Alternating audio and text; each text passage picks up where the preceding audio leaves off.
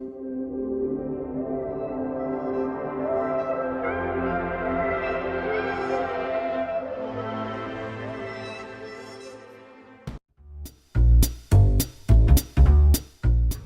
Ga!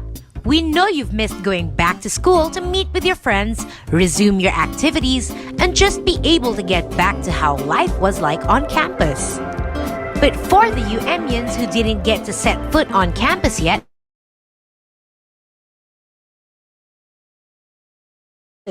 let's take a little trip to the campus you can hopefully get to visit soon as you finish your education with Luckily, we've got some of our beloved teachers to show you around UM's colleges and campuses, so you'll know what to expect when you come back to school.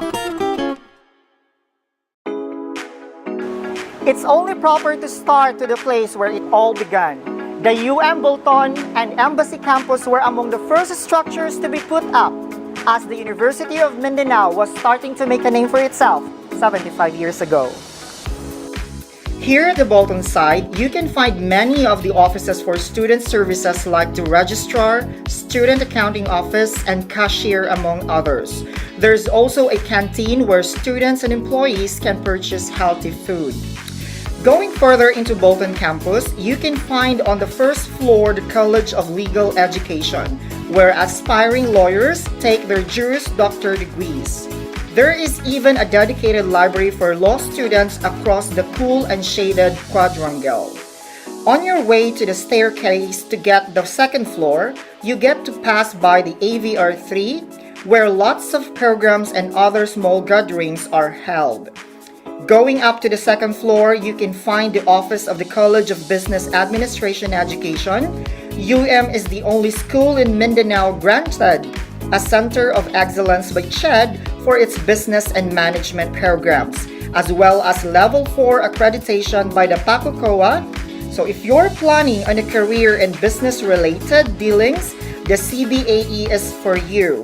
Our college offers the following programs under the Bachelor of Science in Business Administration, major in Entrepreneurship, Legal Management, Real Estate Management, Marketing Management, Financial Management, Human Resource Management, and the new program Major in Business Analytics.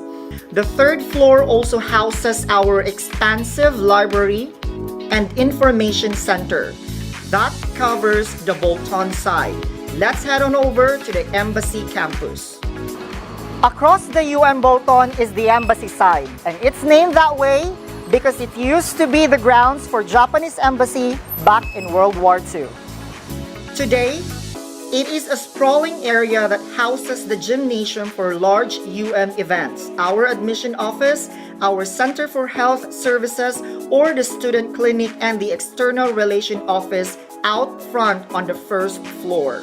Going up, you can find the International Affairs Office where matters for foreign exchange students are processed among others. And walking further, you will find the office of the Senior High School Department.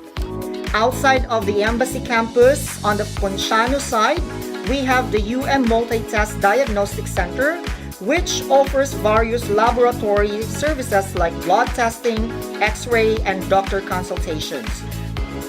Bolton and Embassy campus are located at the heart of downtown Davao. So it's easy to commute from here to many other places you might need to go. And speaking of which, did you know that has a campus at Matina? I'll send you over to our teacher friends in Matina campus and they can show you around. We're now inside the University of Mindanao's largest campus. The 28-hectare Matina campus encompasses the Matina area going up to Maa. Right beside the Gravahan exit is the Basic Education Building, where it caters from kindergarten up to junior high school students with lots of space for learning and play. Going further inside the campus, you'll spot the 4-story Business Engineering Building. Its first and second floor houses laboratories for engineering programs.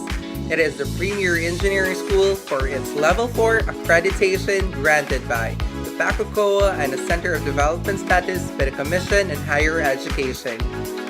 College of Engineering offers the following programs: Bachelor of Science in Chemical Engineering, Bachelor of Science in Mechanical Engineering, Bachelor of Science in Electrical Engineering, Bachelor of Science in Electronics Engineering, Bachelor of Science in Computer Engineering, and Bachelor of Science in Civil Engineering, major in Structural, Water Resource, Transportation, and Geotechnical.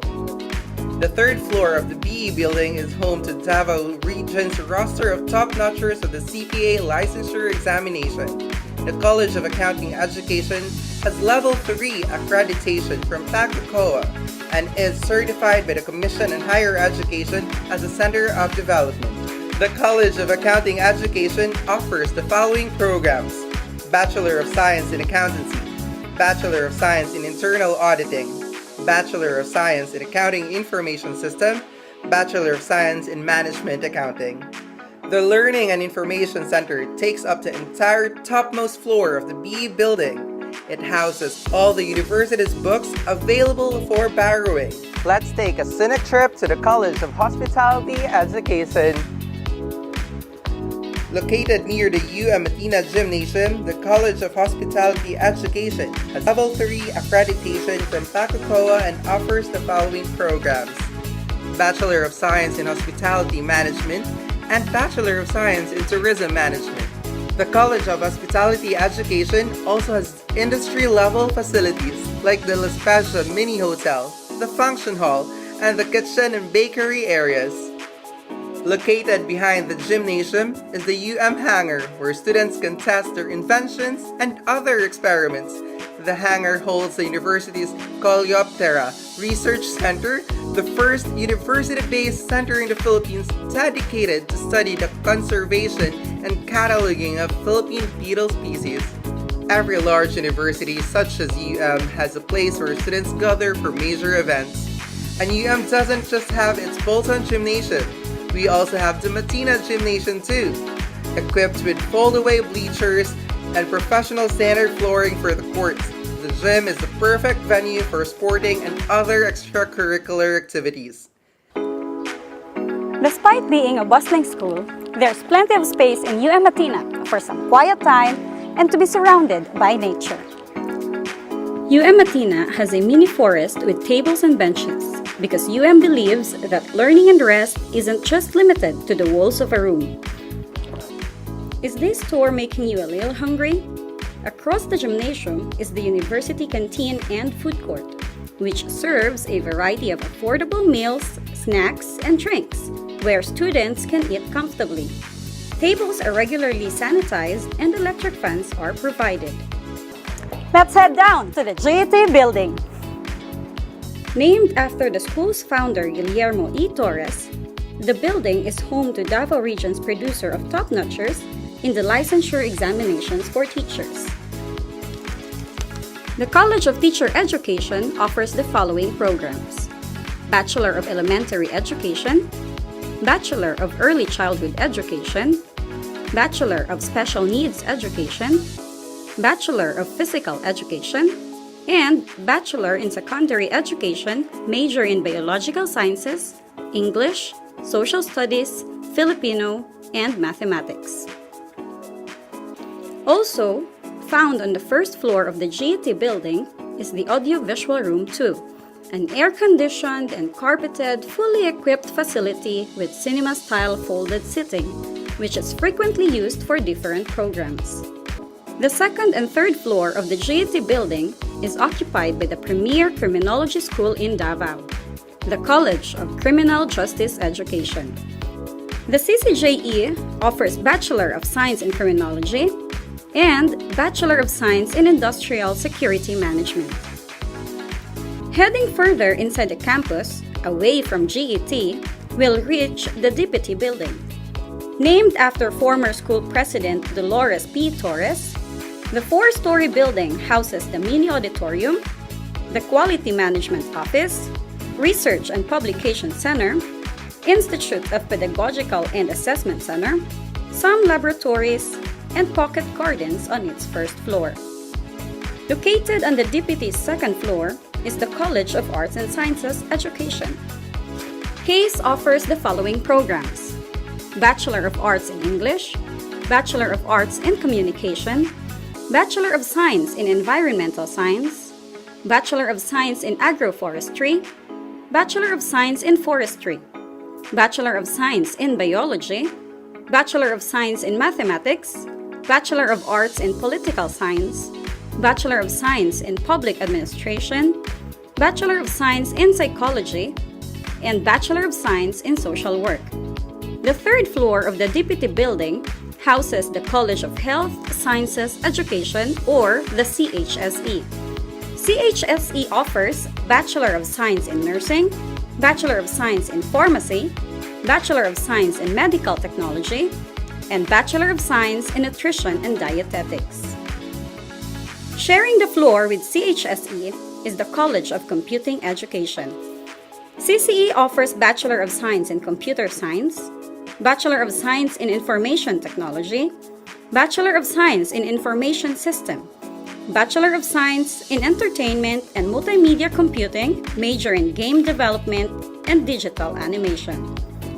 The topmost floor of the DPT building is home to the Creative Academic Unit of the College of Architecture and Fine Arts Education. CAFAE offers Bachelor of Science in Architecture, Bachelor of Fine Arts major in Painting. Let's head back down and you'll see that across the DPT building is our Professional Schools building. It is led by its Dean, Dr. Eugenio S. Guhao, and serves to bring globally recognized ISO standard and PACOCOA accredited postgraduate and doctorate degrees to more Davaoenos. We're about to head out now, but before we leave, let's take a look at the Oval Track and Sports Stadium. It has a 400-meter rubberized track suitable for track and field training and other sporting activities. The sports stadium served as the venue for the 2019 Palarong Pambansa. Thanks for joining this campus tour. Oh, by the way, even though is already a formidable university that is second in the whole Philippines to offer the most number of PACOCOA accredited programs, we do not rest. The administration keeps on working very hard just to be sure that more Filipinos here and abroad are able to obtain quality, affordable, and open education. Hope to have you here at soon, ga!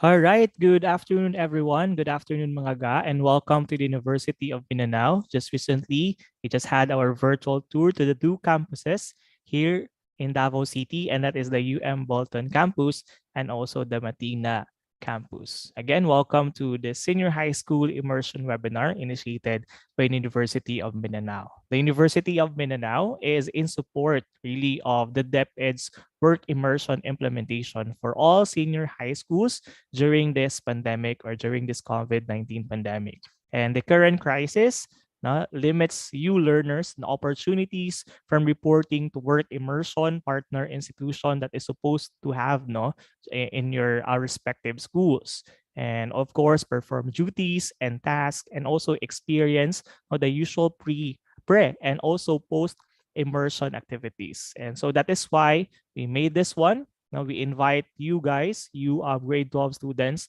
to this senior high school immersion webinar. And today is the first episode of immersion webinar wherein we focus on the accountancy and also the allied courses for the ABM strand and also for the gas strand. And so this time we are ready to start our immersion program.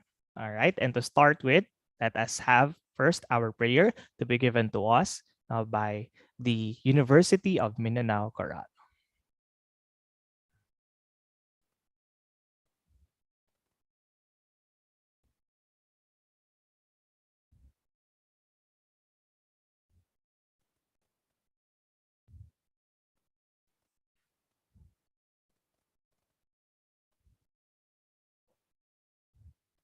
So for a moment.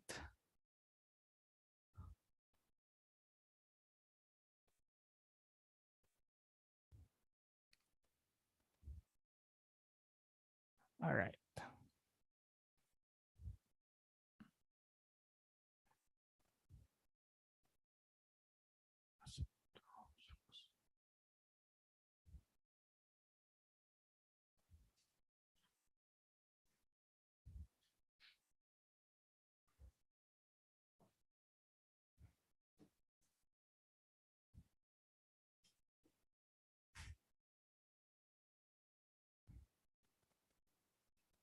All right, sorry for the technical problem for a while.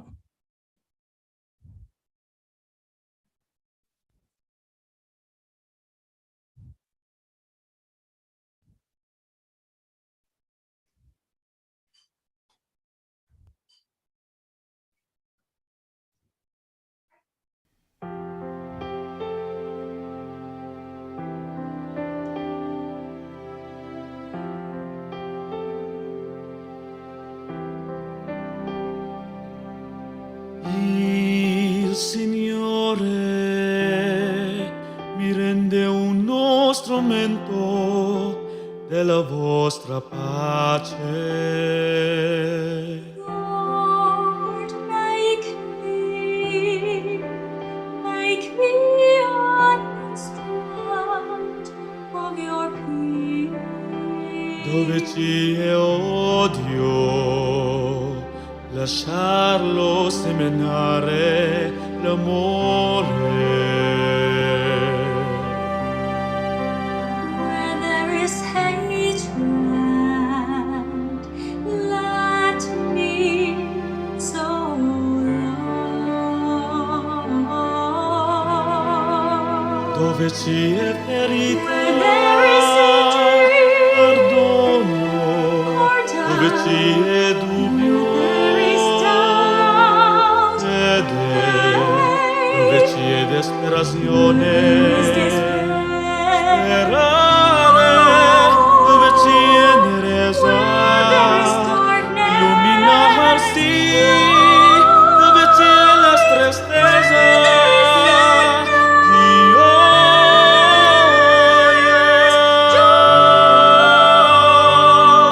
oh, divine Master, grant that in us so much need, be consoled as to console.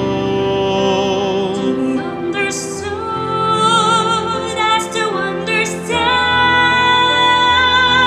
To be loved as to love. For it is in giving that we receive.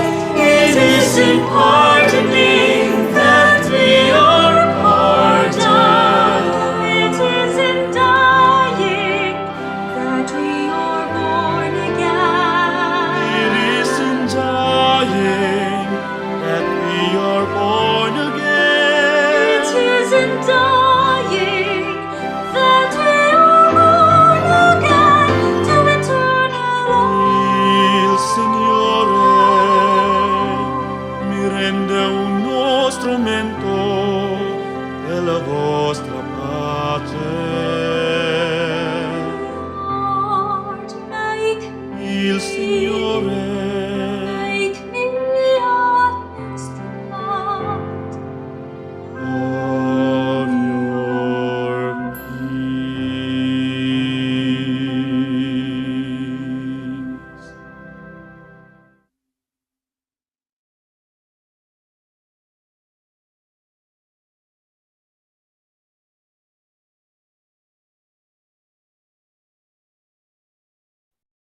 All right, again, good afternoon grade 12 students, and welcome to UM. This is the Senior High School Immersion webinar. All right, so just to welcome everyone, may we request our grade 12 students to write on our chat box kung saan kayo ngayon, so that we can recognize your schools sa ating webinar ngayon. So we have students from the Kidapawan City National High School. We do have from, so mostly ngayon dito are from Kidapawan. And so please write in our chat box so that we can recognize your schools. So mostly are from ABM Strand. All right, we also have from Mintal Comprehensive High School. Welcome. You have Kalina National High School. Welcome to UM. We also have, so mostly andito madami from Kidapawan. Of course, they are from the ABM Strand.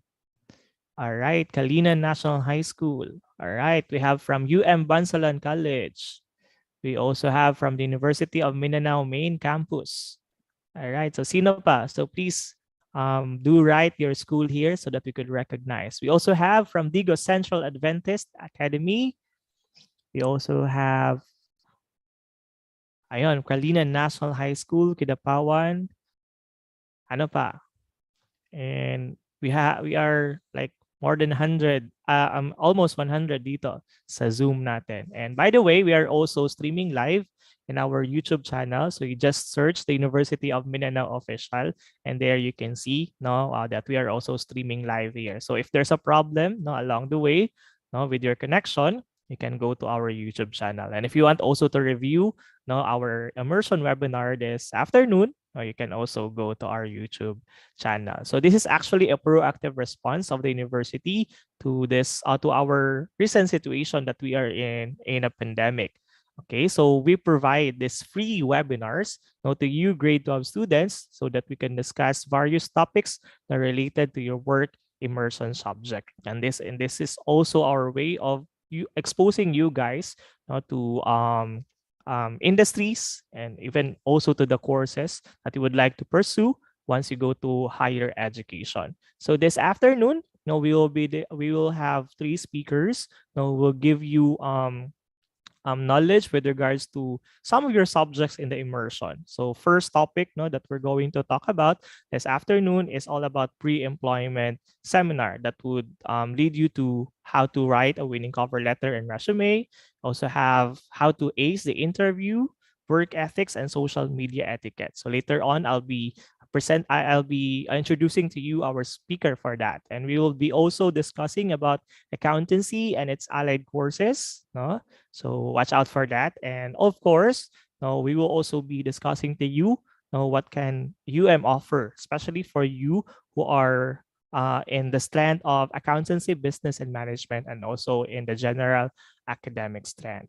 All right. So most of you guys here are from Soxargen, Kidapawan City National High School. We also have from the Davao del Sur, from Digos, and also from other divisions of the Davao region. Okay. So this afternoon, we will be focusing on accountancy and allied courses.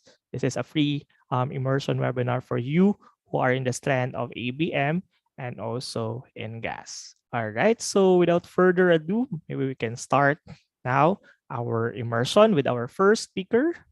Our first speaker would talk about pre-employment requirements that I have mentioned a while ago, which talks about writing a winning cover letter and resume, how to ace the interview, work ethics, and also social media etiquette. And without further ado, our speaker for this afternoon, the Vice President for External Relations and International Affairs of the University of Mindanao, Dr. Reynaldo C. Castro. Sir? Thank you very much, Benji. Am I audible? Audible na ba ako, Benj? Okay. Yes, sir. Yes, sir.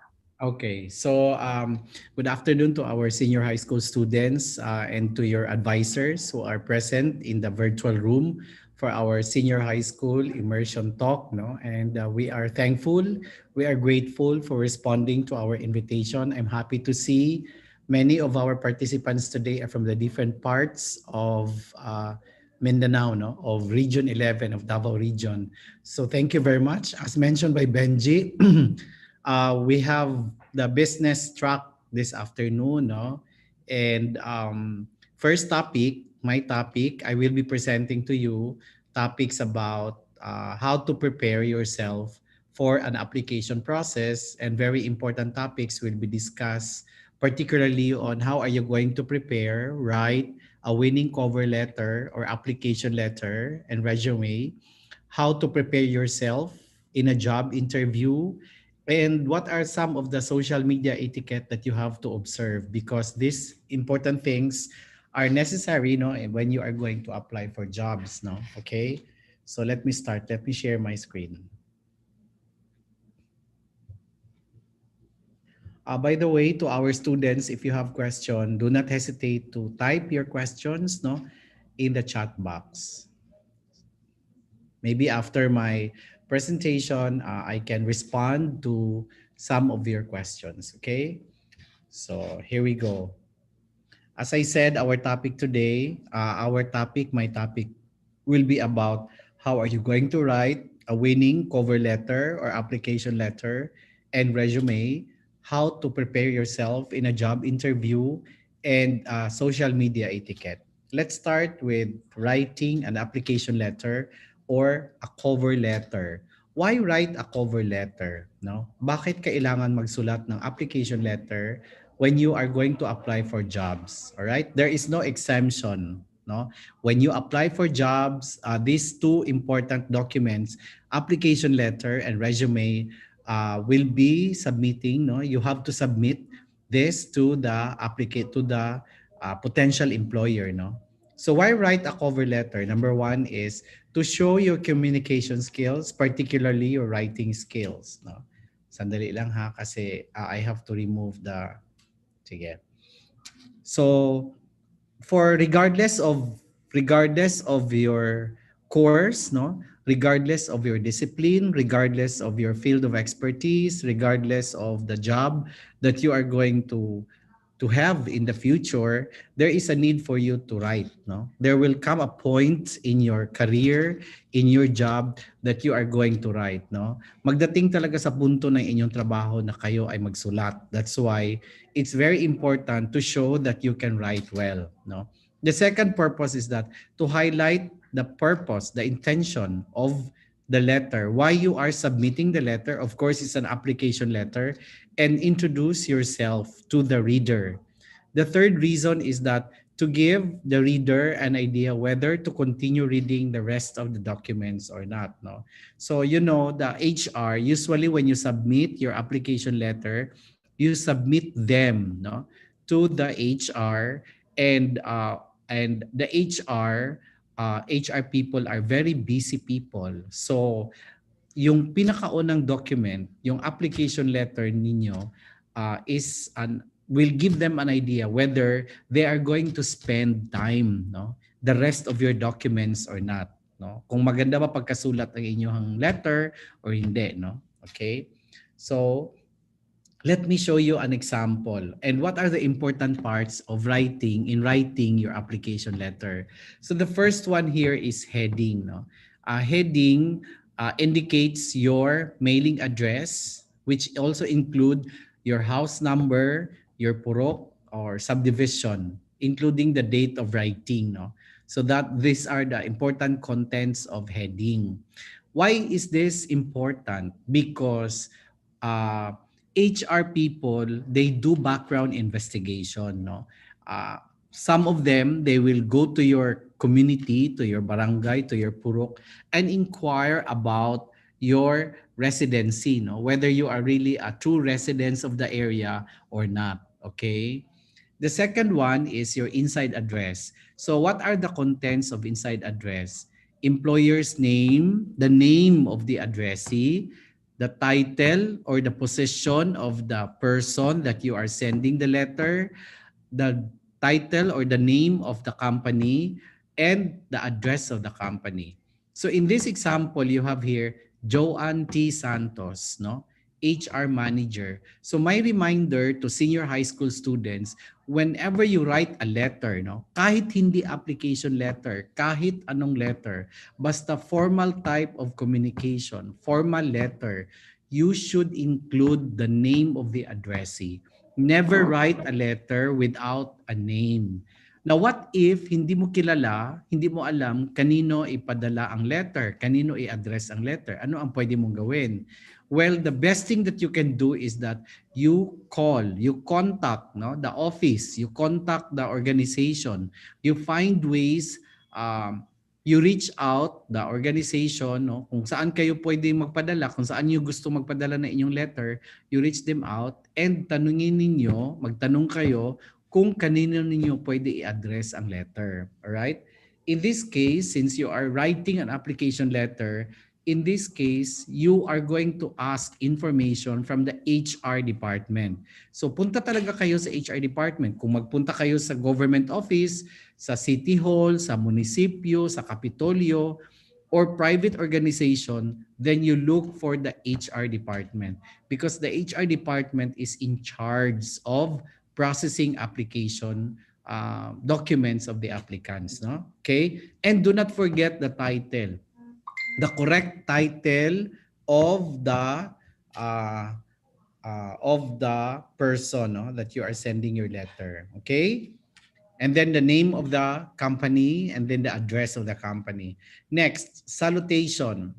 Now, in writing an application letter, remember, senior high school students, that application letter is a formal type of communication. And therefore, since it is a formal type of communication, then you have to be formal sounding. No? You have to maintain the formal tone of your letter. So do not write there, dear. No? Like for example, since you address your letter to Joanne Santos, no? Do not write dear Miss Joanne Santos, or do not write dear Joanne or dear Miss Santos. No? You write Miss Santos. Miss Santos colon. It's more formal. It's more acceptable than writing dear. Unless you are friend already with Miss Santos, then that's when you can write the word dear. But if you have not met yet, no? Di pa kayo nagkita ni Miss Santos, then wag ka magsulat ng dear. All right? Okay. Next, introductory paragraph. Now, please take note, senior high school students, that in the sample application letter, there are only 3 paragraphs, no? As much as possible, because as I mentioned, the HR people are busy people. So you have to be careful and you have to be conscious on what are the contents for each of the paragraph. Now, in the first paragraph, there are 2 important elements or 2 important contents that you are going to write there. One is that state how did you get to know the information about the job opening, and second, mention your interest for the position. No? How did you get to know? Paano mo nalaman na merong bakante? No? Hindi ka man mag-submit ng application letter, no, kung walang opening, walang information na this particular company is looking for an applicant for a specific position. No? Walang ganon, all right? So hindi ka mag-submit ng application letter kung walang bakante, kung walang opening, or kung wala kang information na meron para silang opening. All right? So dahil alam mo na meron silang opening, you mention that in your application letter. Example, no? In response to the May 18 advertisement in Mindanao Times, I have enclosed my resume for the marketing assistant position. Okay? Or if somebody told you, you mentioned the name of the person. No? Mr. So-and-so who work in your company informed me that you are in need of this particular position. I wish to apply for that position. All right? Okay. Masara man ito na may mga kaldirong ng halugkong diha. Masang daamay ng ungkab. All right. Second paragraph. So that's the first paragraph. The second paragraph, here, you describe your qualifications. No? In describing your qualifications, you point out your related experience. No? If you have experience or any exposure that you have with regards to the requirement of the position. Naintindihan ninyo ako, no, mga estudyante ng senior high school. So ibig sabihin, halimbawa, kung ang kailangan niya ay HR staff, no, or office staff, no, office staff. So ngayon, kung meron ka experience with regards to office staff or working in an office, like you know how to operate a telephone, to answer telephone calls, no, to operate a Xerox machine, no, then that's a good experience for you, no? You know how to use the computer, you know how to use the Microsoft Office, no? Microsoft Word, Excel, and PowerPoint, then that's a good plus to you, diba? So you mentioned that in the second paragraph. Another thing that you can mention in the second paragraph is that what are your related skills? What are your related personalities, no, traits and attributes that you have which you think are relevant to the performance of the job, of the function, no? For example, kung kailangan ang aplikante kailangan marunong siya gumamit ng mga Microsoft Office, meron ka ba nun, no? So you mentioned that, all right? Or kailangan niya marunong siya mag-communicate well, no? Kasi halimbawa marketing assistant or front desk officer, no? Halimbawa ganun ang trabaho. So marunong ka mag-communicate, no? So if you're good in communication skills, then you highlight that in the second paragraph. All right? So that's how are you going to write your second paragraph. The third paragraph or the last paragraph in your application is that it says here that you have to close by thanking the reader and requesting for an interview. No? Since you cannot mention all your attributes, all your qualifications in one-page application letter. That's why you try to open a conversation. You try to open an idea, give an idea that you are willing to come anytime, no? Or you are willing to be interviewed anytime, no? I hope you get my point. So in that case, dahil busy ang HR, there you can write your contact number and your email address, no? So that your contact number and your email address are the means where the company or the HR can communicate you and can give you feedback on the status of your application. All right? Okay. And then you have there complementary clause. You have to be formal, as I said, in application letter. You have to be formal, no, in the application letter. Therefore, in your complementary clause, formal din kayo, no? So pwede nyo sabihin, sincerely yours, respectfully yours, pwede ganon, no? Huwag magsulat ng very truly yours, no? Kasi kung Tagalogin mo ang very truly yours, ako ay iyong buong buo, no? Pero parang hindi siya formal, all right? So after the complementary clause, your name and then your signature. Do not forget to affix your signature in your application letter. All right? Okay. Let's take a look at another example here. We have here a sample application letter of one of our students. No? So we said that, okay, you write the date and then the name of the addressee, Mr. Dexter Baluran, Human Resource Staff. That's the position of the person. No? And then SPMC, Institute of Psychiatry and Behavioral Medicine, Claveria Street, Davao City. Mr. Baloran, colon. Alright? Hindi niya sinulat ang Dear Mr. Baloran. No? So correct. No? This student follows the instruction about writing a formal opening note, no, in the application letter. Marietta, yes, you have question. If you have question, Marietta, then you can type your question in the chat box. We will respond to that later. Okay. And then you have there in the first paragraph, the applicant mentioned about the information. No? I saw a listing advertised on your official website about your company's need of interns. I was thrilled to see this, no? So ayan, sinabi niya, 'di ba? The second paragraph is all about the applicant's qualification, all right? So we already mentioned about how are you going to write your second paragraph? You highlight your exposure, if you have your experience, no? If you have your internship, all right? If you have your apprenticeship, no? If you have work already, especially if your work experience is related to the position, then you highlight that, no? How long is the exposure that you have and what are the attributes that you have? What are the skills, no? The talents that you have which you think are related or are important to the position. And then in the third paragraph, you write there, no, that you are willing to come for an interview or you are willing to be interviewed and share many of your qualifications to the company.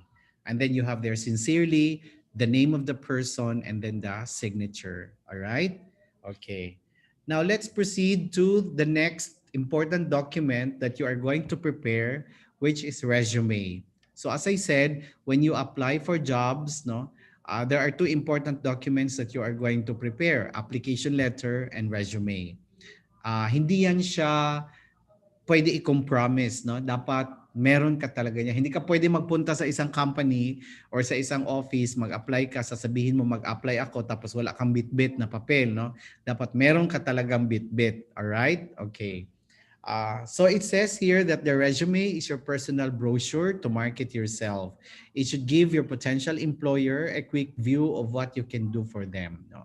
So the details about yourself and about what you are capable of doing and what is your perspective about the position can be seen in the resume. So remember that the resume is not only about you, but it's also about your understanding, your perspective of the position. I hope na naintindihan ninyo ako, no, senior high school students, no. It's not only about you, but it's also about your perspective of the job, of the position. So for new graduates, just like you, no, when you graduate in senior high school, when you look for jobs, no, if you have, if there's a potential, if there's an opportunity for you to work, then you will fall in this category, no. So for new graduates, you can list your accomplishments in school. What are your accomplishments? What are your extracurricular exposures in school? Do not worry about not having work-related accomplishments. You can pick out those school accomplishments that show responsibility, dependability, cooperative spirit, and the like. So how are you going to write your resume? No? So these are the important contents of your resume. All right.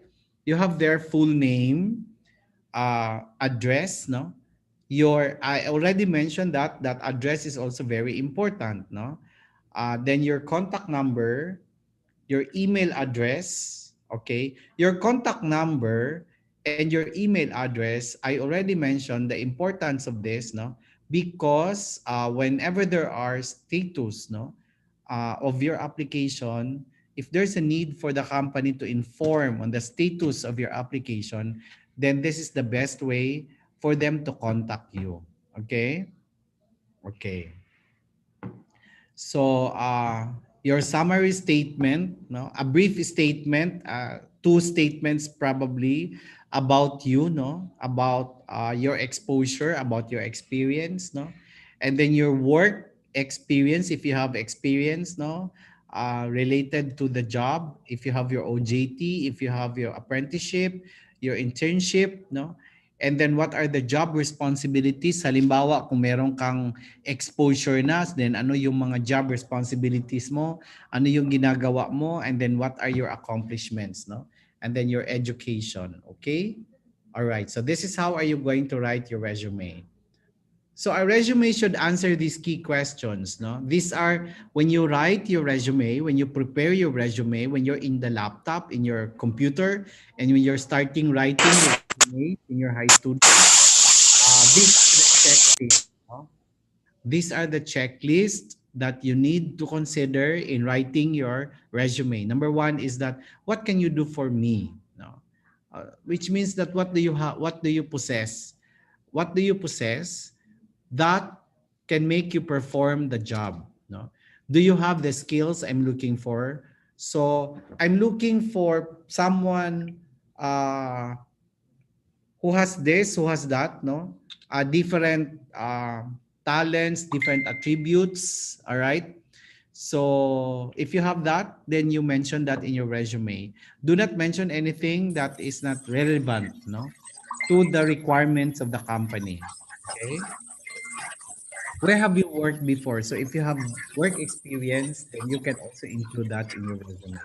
Is your experience relevant to my needs? So kung meron kang work experience, meron ka exposure, the next question there is that related to the position that you are applying right now? No? Do you have the right education and credentials? What kind of person are you? So it's all about your attributes. If the job requires you to be a team player, no, to work in a team, are you a team player person? No. The job requires you to have problem solving skills, no? To possess a problem solving skills, then do you have that? All right. Okay. And then where can I contact you? So these are the important information, no, that you are going to consider in writing your resume. That's why senior high school students, my another advice, my another tip for you is that when you submit resume for job application, do not use the biodata sheet that you can buy in store, no, in the bookstore, where you only need to fill in the information that is being asked from you based on that biodata sheet. Do not use that, no. Prepare, write, formulate your resume tailored fit to what do you have, no? What is being required, what are being required by the company, and what do you possess, no? In relation to the requirement of the company, okay? And of the position. All right? Okay. Now, I mentioned about skills, no?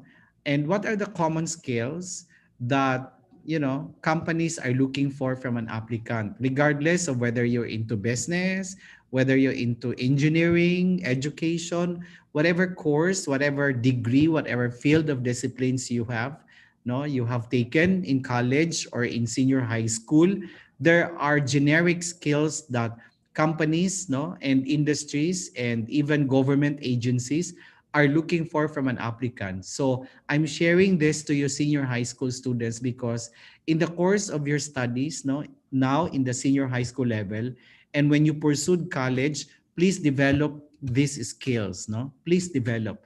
Find ways to improve, enhance your skills, these 9 skills that I have shown on screen, no? One is communication skills, no? So regardless of the course, regardless of the degree that you will earn someday, communication skills tops the list, no? It has been expected, no? It has been, companies and HR and interviewers really expect from an applicant to possess at least an impressive communication skills, problem solving skills, no, responsibility. When you say responsibility, if you're given some task, some assignment, no, some work to do, and you're given deadline to finish that particular task, then you can be able to deliver that, no, as expected in terms of time, in terms of quality, no, in terms of the kind of output that is expected of you, then you can deliver that. That's what do you mean by responsibility, no? Eagerness to learn. Ibig sabihin, ikaw yung tao, senior high school students, na you are willing to learn, no? Hindi ibig sabihin that, you have earned senior high school or you have finished a degree in college that you know everything. No, it's not. Because there are many things that you need to learn. And when you listen to other people, when you listen to your supervisor, to your boss, for example, that means that you are also willing to learn from that person. Okay? Creative thinking, no? Importante yung creativity and innovativeness. Yung isang tao na merong bago, meron siyang iniisip na bago, no, para sa kanyang trabaho, para sa kanyang organization, that is a plus points. Okay? People skills or social skills. Big sabihin, di ba minsan sinasabi natin, oy, friendly ligayan siya na tao, no? So that's what do you mean by people skills or social skills, no? Personal skills, self-management, and technical skills, okay? So these are some of the skills that you need to develop, as I said, senior high school students, in the course of your study, no, in senior high level, and when you pursue in college, try to take note of these skills and as much as possible, no, enrich yourself, no, attend trainings and seminars and any engagement which will help you develop these skills that I have mentioned.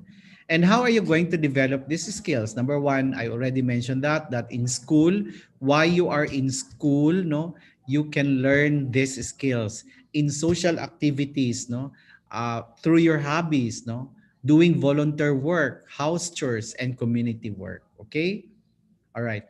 How long should a resume be? No, 2 pages only. Should not be more than 2 pages. No, that's the difference between the curriculum vitae and the resume. Curriculum vitae has many pages than resume.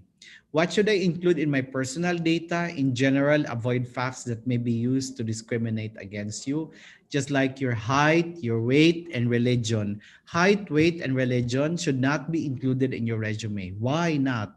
Because these information are of no importance to your application. All right?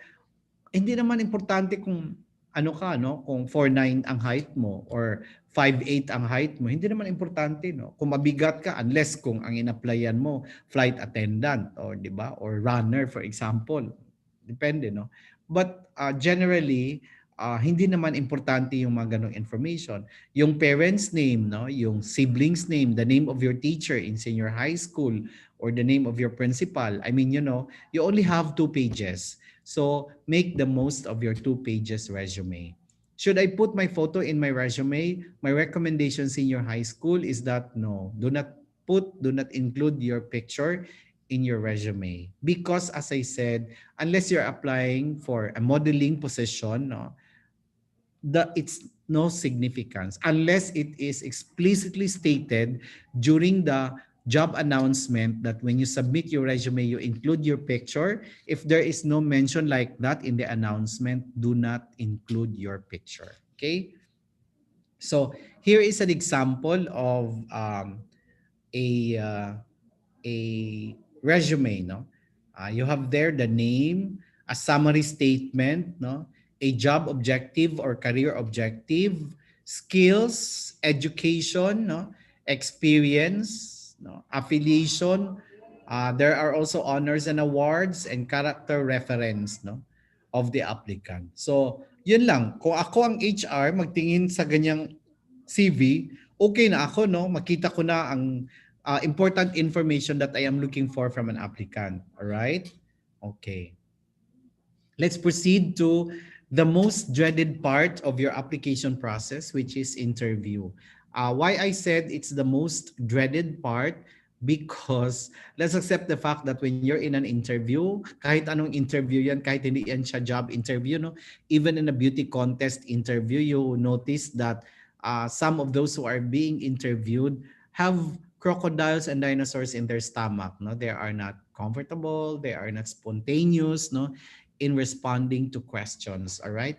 So because, di ba, sinasabi din natin minsan that if you're in a job interview, it seems like you're in a hot seat, especially if you do not know if you don't have any idea on the questions that will be asked, no, and will be thrown at you. All right. So the best thing that you can do is that you prepare. Sinasabi dito, this is a Sanchu Art of War principle. If you are familiar with Sanchu Art of War is a book, no, published by Sanchu, Chinese War strategy yan siya, no? So you can Google, find Sanchu Art of War, and you will learn different techniques, no, and tips about strategy. Okay? And sinasabi sa Sanchu Art of War, in winning the war, you win half of the war by preparing. So preparation is half the battle. If you have prepared for that job interview, then you win half the battle. Okay? Now, it says here that how candidates behave during the interview is often seen as an indicator of how they will perform. Ito ang tandaan ninyo, senior high school students. When the importance of resume and application letter is for you to get an interview. If you will not receive any feedback after submitting your resume, no, wala kang feedback, walang information, wala man lang ni Haniho ang company na binigyan mo ng iyong resume, ibig sabihin nun, hindi maganda pagkasulat ang iyong resume. So the purpose of the resume and of the application letter is for you to get an interview. The purpose of the interview is for you to get the job. So proseso yan, no?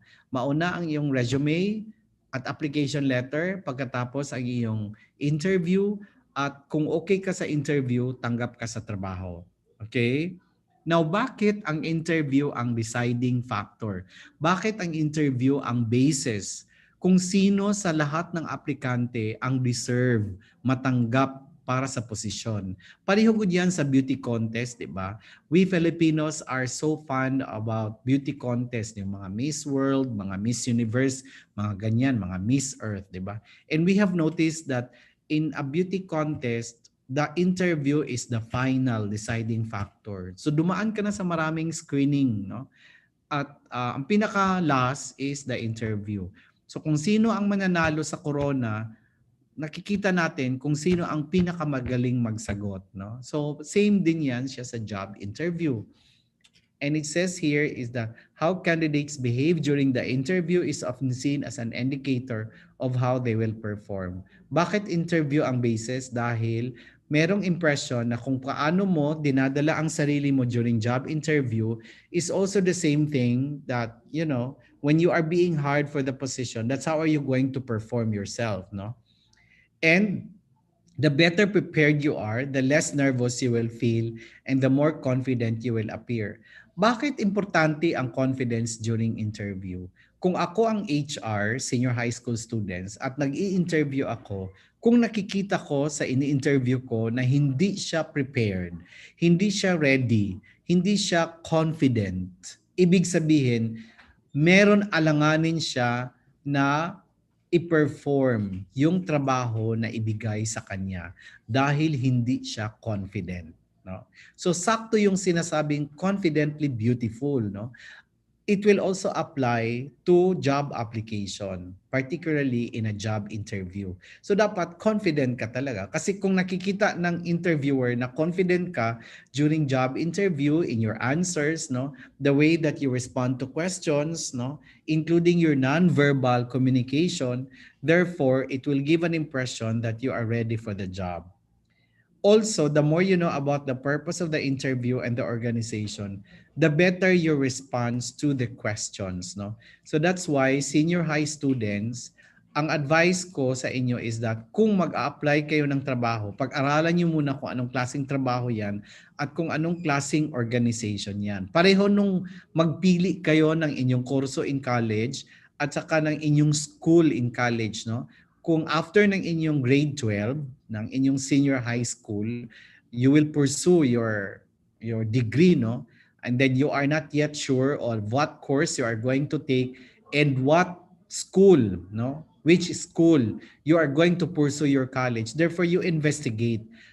Start ka muna sa kurso. O, anong kailangan mo malaman sa kurso? Ito ba, correct ba ito sa iyong personality? Ito ba ang gusto mong gawin? Ano ba ang ano ba ang tinatrabaho nito? Ano ba paano ba ito ginagampanan, no? Anong klaseng work? Saan ba ang setting nito? Okay ba ako sa field? Most of the time nasa field ako or nasa loob ako ng office, no? Kung hindi naman ako comfortable kung palagi lang ako nasa office, so pag-aralan mo 'yan, no? What about ang sweldo? Okay ba ang sweldo? Dahil hindi bago pa naman ako, so meron bang career growth ito, no? Kung meron ka ng kurso talaga na alam, then ano naman ang school? Saan naman ang school? Ito ba ang school na ito? Magaling ba ito sa ganito? Ganitong napili ko na kurso, no? Alright? Meron ka talagang mga factors na dapat i-consider. Okay? Alright. So generally, what employers most look for an interview is that there are three things. Number one is, can you do the job? So the questions that will be raised during job interview will delve around, number one, your skills, your talents, your competencies, and your abilities, no? Can you do the job? So kung kailangan sa isang aplikante mag-perform ng equipment, mag-operate ng machine, marunong ka ba niyan? Meron ka ba skill? Meron ka ba talent, no? For business courses, no, ABM, I think ang dapat nyo lang malaman, lalo na kung accountancy, is of course yung technicalities about accountancy or sa computer system, no? So dapat alam mo 'yon, no, 'di ba? For other courses like engineering, of course, or hospitality related programs or architecture, iba naman yung skills and competencies expected of them. Okay, you understand what I mean, no? So, unang-una, ang question about can you do the job? Meron ka bang talent nito? Meron ka bang skills nito, no? The second one is that kung meron kang talent, meron kang skills, requirement for the position, will you do the job? No? Meron ka ba interest? May motivation ka ba? Meron ka bang right values to work? Okay? So, tanungin sa iyo yung, okay, what about you have the skills, correct, you have the competencies, but are you willing to be assigned to other places, no? Or are you willing to work overtime, no? Or something like that, no? Or that are you the kind of person who have the multitasking ability, no? So the third question is about will you fit in the company and its culture. So iba-ibang company, iba-ibang agency, meron sila iba-ibang kultura. Ang question naman yan is that mag-fit in ka ba sa kanilang kultura, no? Okay? Dala-dala mo ba ang iyong kultura? Dala-dala mo ba ang iyong perspective at hindi ka na pwede mag-bend doon sa kanilang practices, no? 'Di ba? Okay. So dapat hindi, dapat marunong ka mag-adjust, no? All right? So ano yung mga common job interview questions na pwede nyo naman mapaghandaan? Okay? Example, tell me something about yourself. So pinakaunang tanong talaga niyan, senior high school students, when you're in a job interview is that, tell me something about yourself.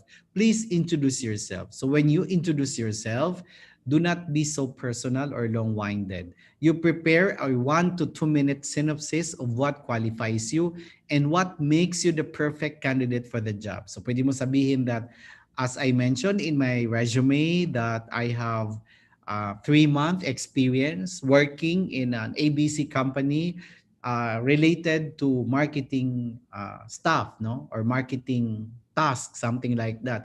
During that stint of mine, I was exposed to different types of promotions, sales and promotions, and I have joined sales tours, no, and marketing expo with my supervisor of the in the ABC company.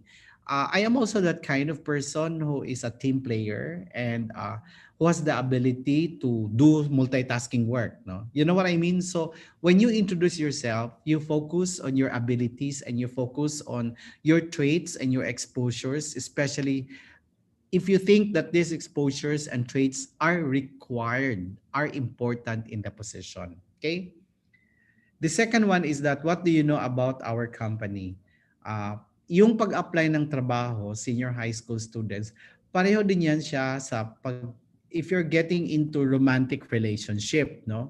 If you're getting into romantic relationship, hindi lang kay crush mo yung tao or gusto mo yung tao at the first glance, di ba? Okay, gusto mo siya, crush mo siya, pero iba yung ibang usapan na naman kung halimbawa if you want to get into a romantic relationship kasi pang matagalan din yon, di ba? You wanna be with that person and because you're into romantic relationship, that means that you share the same interests, the same passion with that person, no? The same thing in a job application, all right? So dapat alamin niyo muna ano ang meron sa company na yan at ano ang gusto ninyo sa company na yan, no? Pareho nang mag-apply kayo or mag-enroll kayo sa isang college or sa isang university, isang question yan is that why you want to enroll in that university? Why do you want to study in that university, no? Okay? There are many reasons there. So, well, aside from affordable siguro ang tuition, maganda ang image ng eskwelahan, 'di ba? There must be something in that school that really push you to go there, to enroll in that school. All right? Okay, so hanapin ninyo, no, sa isang company when you apply for a job, when you're looking for a company, then you try to study about, anong meron sa company na yan and relate that to your interest and to your passion. Okay? All right. What is your greatest weakness? All right. It says here that the interviewer asked this to see if you're honest and self-aware. Ang advice ko sa inyo senior high school students, when you respond to these questions, do not say that you don't have any weakness, no? Meron talaga tayo weakness as a person because we are not perfect. beings. Okay? Hindi naman tayo walang perfect sa atin, no? Okay? Ang punto dito is that, why is this question asked? Because if I am the interviewer, I am interested to know your realization that you know what is your weakness. You know your weakness. Okay, that's number one. Number two, it's not important, no? For me, if I'm the interviewer, hindi naman importante sa akin kung ano ang weakness mo. Ang importante sa akin is that how you overcome that weakness, how you turn that weakness into something else, into something positive. Example senior high students. Ako, ang weakness ko, impatient person ako, no? Anong ibig sabihin ng impatient person? Hindi ako mapasensyoso, hindi mo ako pwede pahintayin, hindi ako pwede ma-stuck sa traffic, okay? Pag once, if I'm stuck in a traffic, ano yan siya, naiinis ako, no? Pag morning, nagta-travel ako from my house going to the office at na-stuck ako sa traffic, sometimes, no, it will ruin my entire day and hindi na ako productive. So, pwede ko sabihin that my weakness is that I'm an impatient person. And because I'm impatient person, example, when I'm stuck in the traffic, no, ang ginagawa ko niyan is that instead of me, ma-stuck ako sa traffic, I wake up early, I travel to the office early para to avoid traffic. Nag-gets ninyo ako, no? So ang punto ko doon is that alamin mo kung ano ang weakness mo and paano mo siya kinontrol. Okay? Ano ang ginawa mo to control that, no? Na hindi siya mag-overpower sa iyo. Alright? Hindi siya mag-dominate sa iyo. Ang mag-dominate sa iyo is yung positive, no? Positive aspect of you, not the weakness, no? Okay? Alright. So that's how you're going to do it. Do you have any question? Senior high students, akong suggestion ko is that when you're in a job interview, do not leave the interview area without you asking any question. It's very important because job interview is a form of conversation, sharing, discussing, and the like. And if you don't ask any question, it will give an impression that you are not really interested. You are just there. You have attended the job interview for compliance purposes only. No. So you ask questions. Just like today, present kayo sa ating senior high school immersion webinar. After each talk, I suggest that you ask question because kung ako ang interviewer at ako ang speaker ngayon, I will also feel happy and contented and excited that you ask question. Ibig sabihin, nagka-interest kayo dahil may tanong kayo. Nakinig kayo, 'di ba? Nakinig kayo, pinag-aralan ninyo yung sinasabi ko dahil nagtanong kayo, no? Okay? All right. So magtaka kayo after ng inyong job interview, hindi kayo natanggap, no?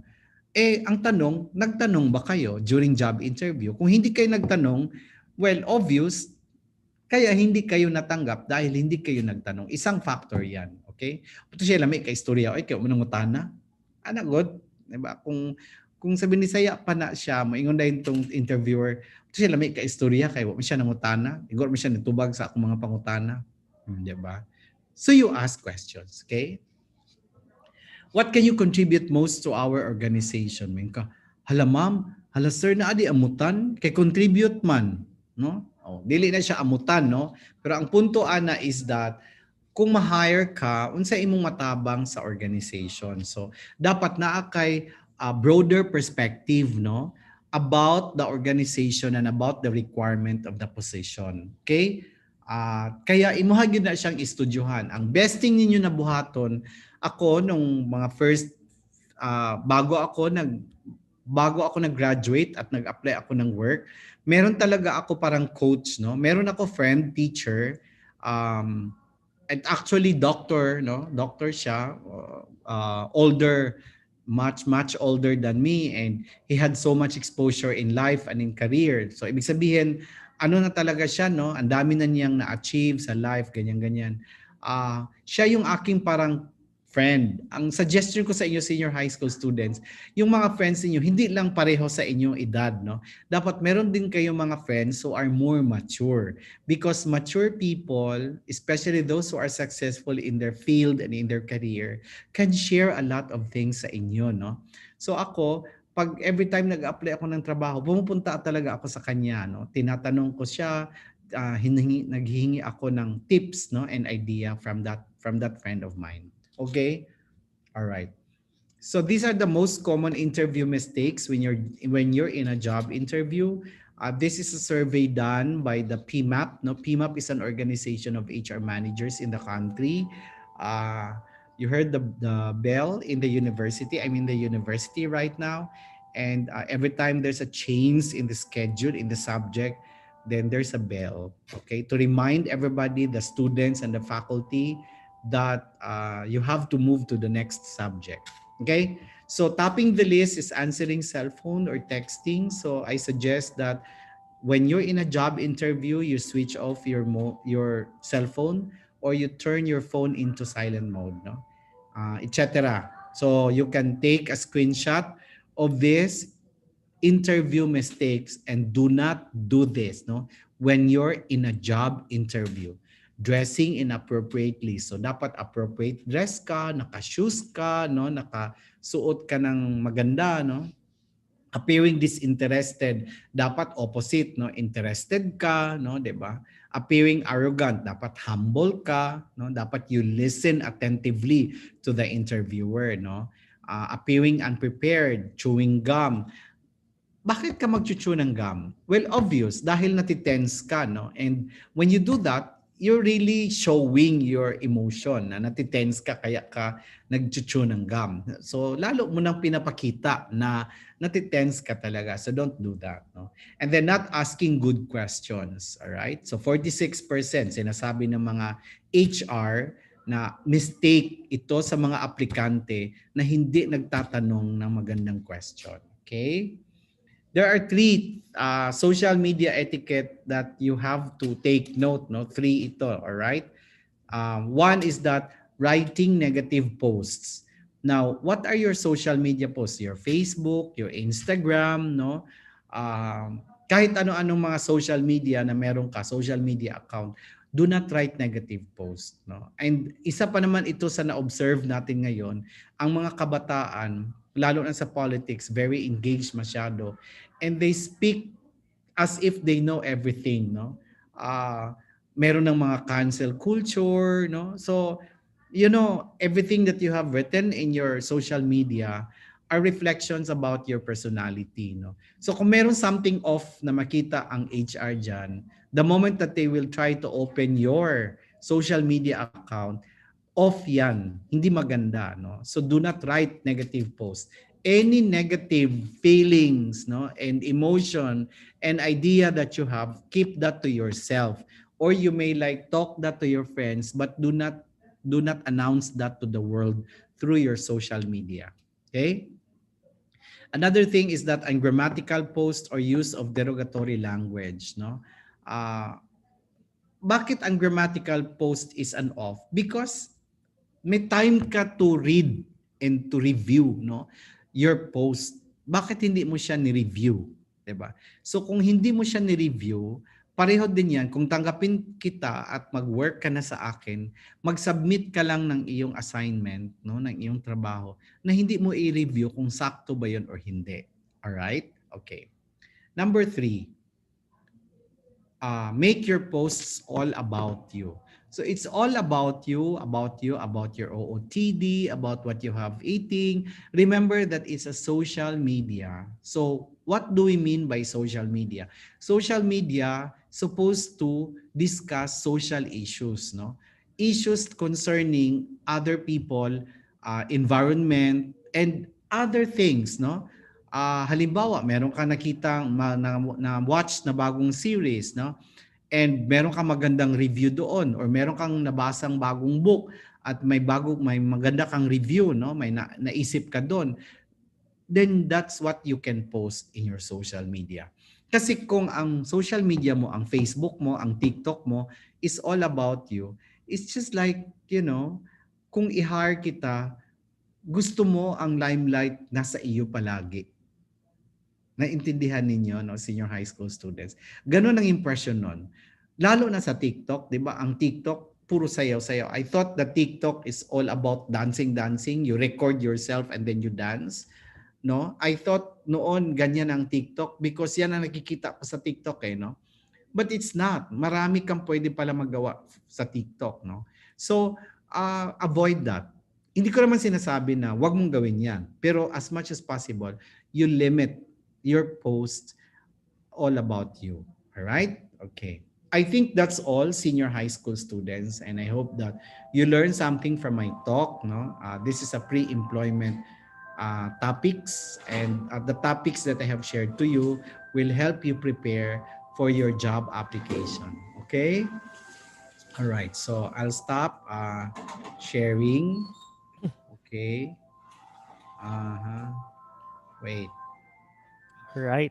So there you have it, guys. No, our first topic, no, this afternoon, the pre-employment requirements. So hopefully you're able to grasp all those information that was mentioned by Dr. Ray Castro. And we're open now for questions. If you have questions or clarifications with regards to our first topic, you can use our chat box. And also there's one raising her hand. Yes, Jessa, you want to ask question?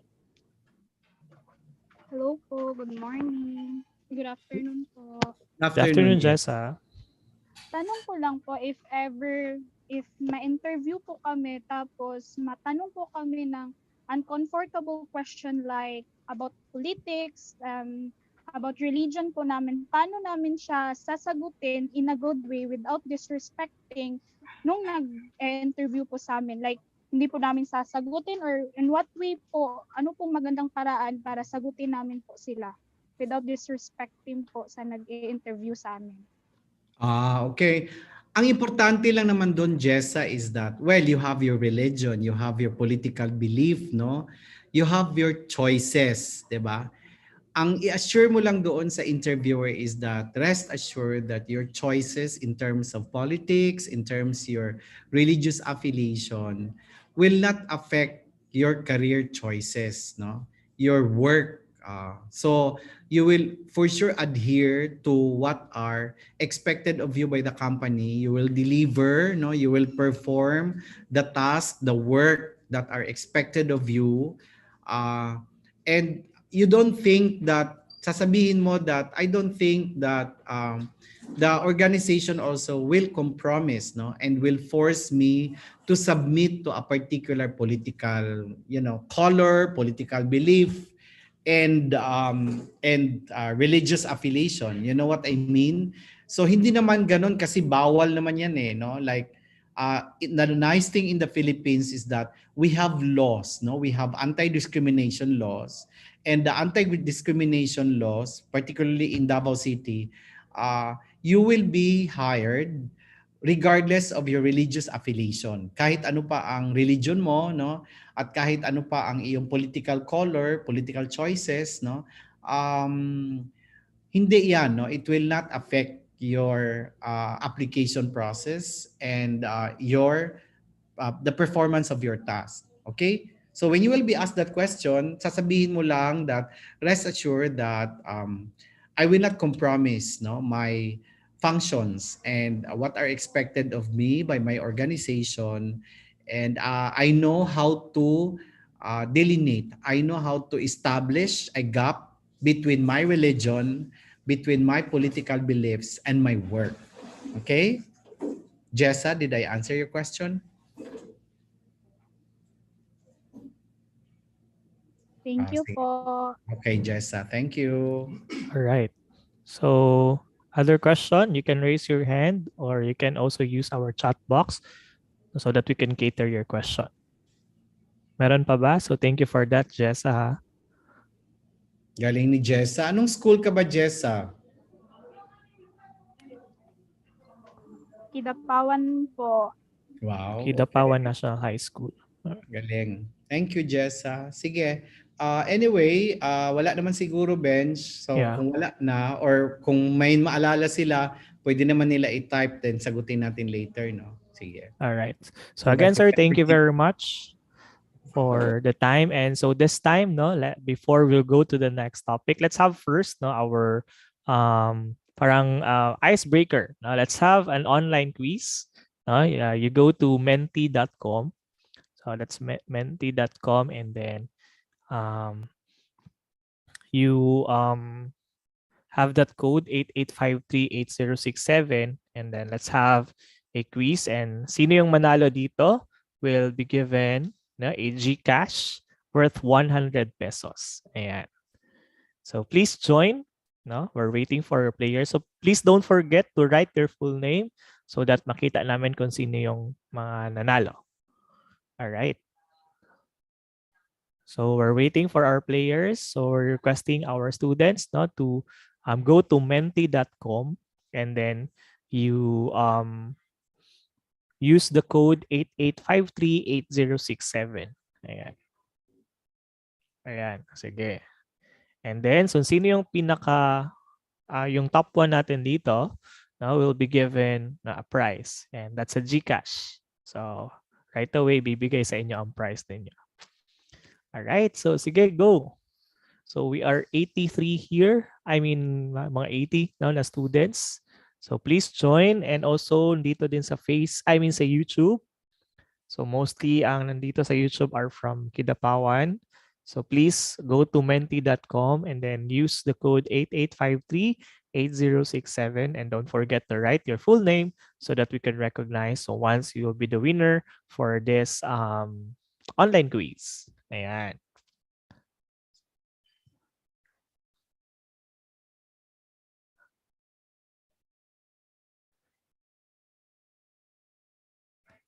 Ayan, sige, go. So we're still waiting for others. So 15 pa ang nagsulod. Okay. So all right. We're still waiting for others. Come on, guys, join our quiz.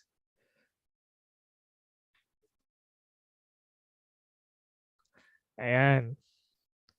Napa ba? Please, dali. Join.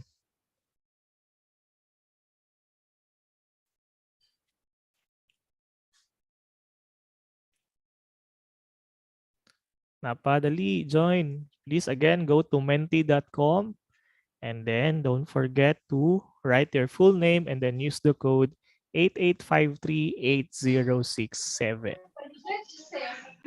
Again, the winner for this online quiz will be given 100 peso load. I mean GCash. Ayan. So hello sa students from Kidapawan City National High School, Kalinan National High School, Mindal Comprehensive High School.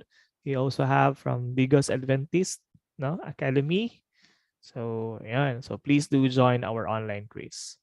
So I think we're good. We can start now our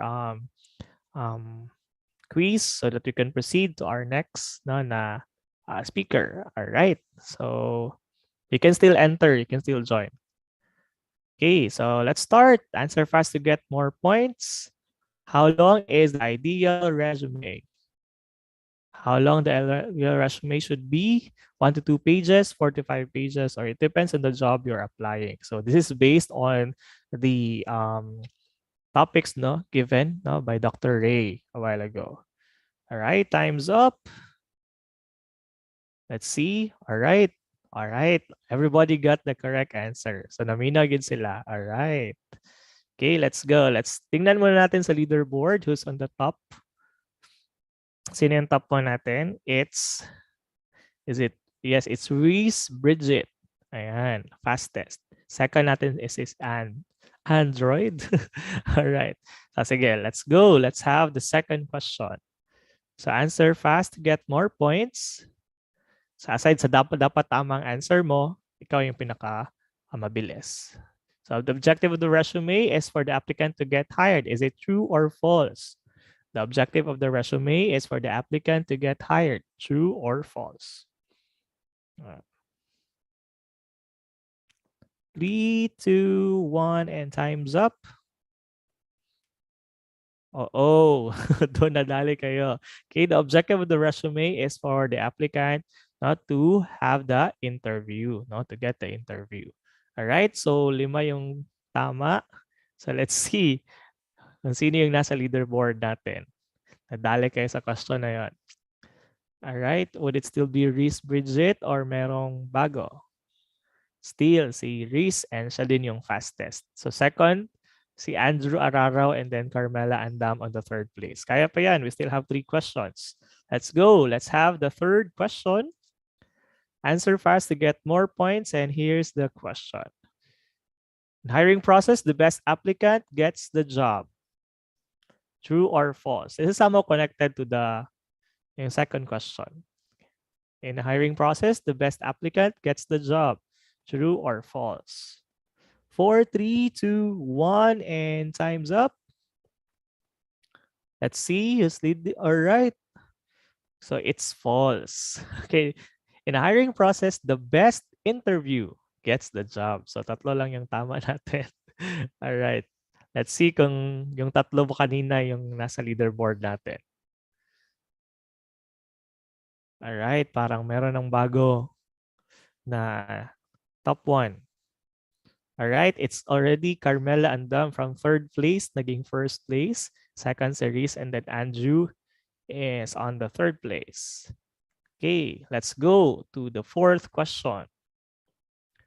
Question 4 of 5, answer fast to get more points. Which of the following should not be in a resume? Look at your phone.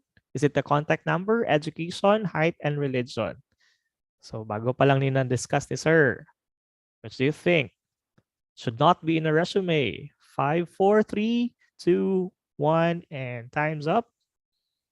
Let's see anong answer ninyo. All right. Okay, so 4 lang yung mali. Most of you got the correct answer. So let's see if it's still Carmela on the top of our leaderboard or humahabol na ngayon si Reese. Let's see. Okay, fastest dito si Andrew but still Carmela is on the top. Okay, malapit na lang Carmela. 1 question na lang and then you'll get the 100 peso cash. It would be a load or gusto mo Gcash talaga. All right, sige. Last question. Answer fast to get more points. During the interview, an applicant should not ask any question to the interviewer. Is it true or false? During the interview, an applicant should not ask any question to the interviewer. 5, 4, 3, 2, 1, and time's up. Let's see. All right, the correct answer is false. All right, let's see. Would it still be Carmela? Sino kaya? All right, and our winner is Carmela and Dam. Okay, congratulations, Carmela. So please not type your number, no, so that we can give you your prize. All right. Andyan na ba si Carmela and Dam? So please, Carmela, write your or type your contact number. So para mabigay namin ang inyong prize. All right. So we're done with our pre-employment requirements. Let's proceed to our next topic this afternoon, which will focus on your strand, and that is the accountancy, business, and management strand, and also for the general academic strand. And to give us more details on that, together with us, who will discuss accountancy and allied courses this afternoon is the Assistant Dean of the College of Accounting Education, Professor Devson Uporas, CPA, MSA. Sir, good afternoon.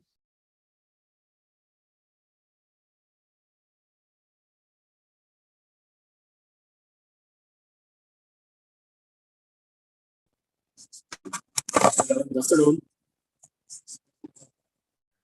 Yes, sir.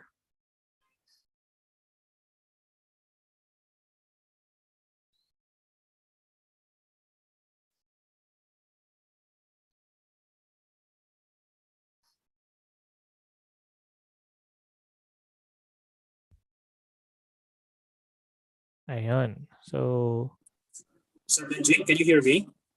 yes, sir, I can hear you. All right, good afternoon. So allow me to share my screen.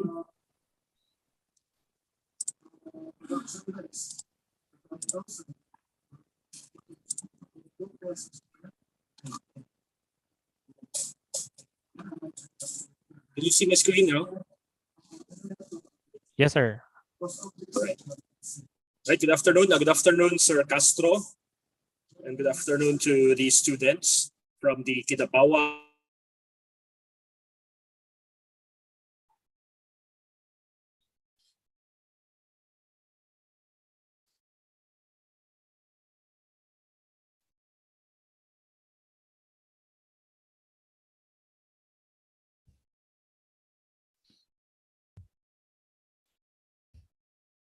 So I think sir has a problem with his audio. So for just for a moment. Okay. So sir, are you okay there? Okay na ang imong audio?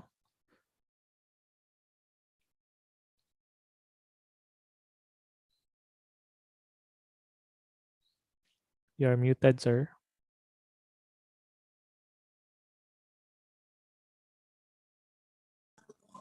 Yeah, good afternoon. Ayan.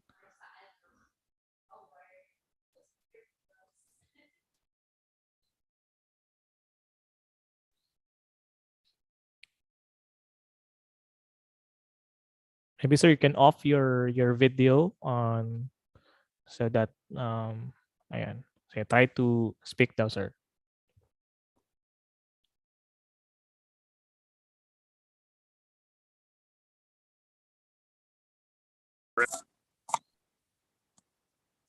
Hello, can you hear me? Yes, sir. We can hear you now. Okay, okay na, Sir Benji. Yes, sir. Okay now.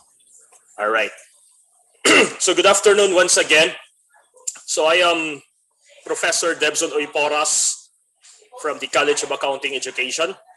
So I am a certified public accountant and a holder of a master's degree in accounting.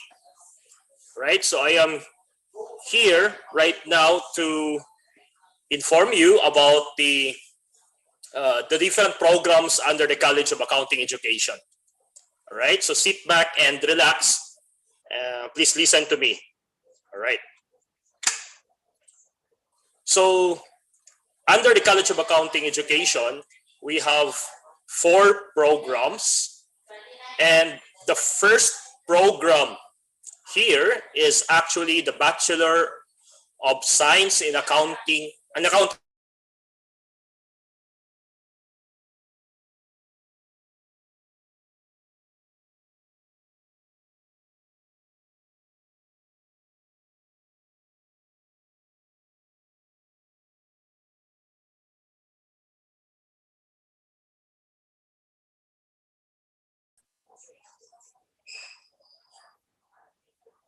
Hello? All right. Yes, sir. Proceed. So, okay, allow me to proceed. So the accountancy profession is actually the field where it provides an assurance and audit services, including the tax-related services and management advisory services. In other words, this is the profession that deals with taxation, with auditing, accounting, finance, and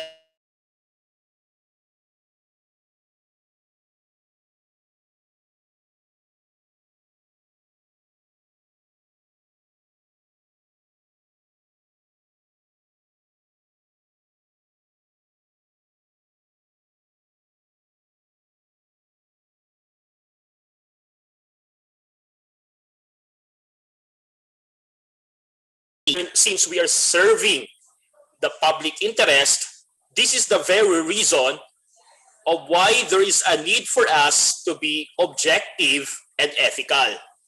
All right?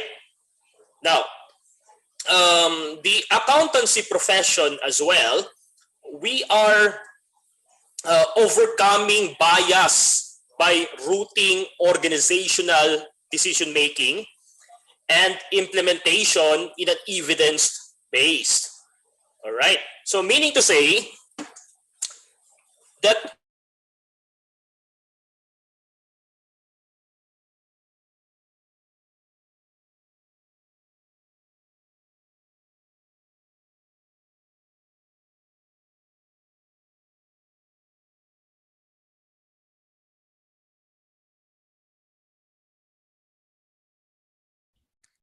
Hello, Sir Debs. Are you still there? We cannot hear you.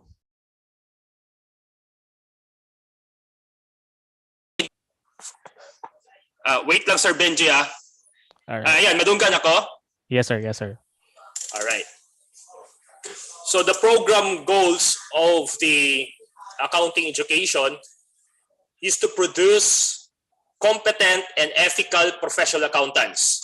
Okay? So capable of making a positive contribution over lifetimes to the profession and society in which they work. All right. So meaning to say that here in the accountancy profession, under the College of Accounting Education of the University of Mindanao, we are committed to produce graduates who are competent. And if you say competent, it means to say that the graduates are capable of passing the CPA board examination as well as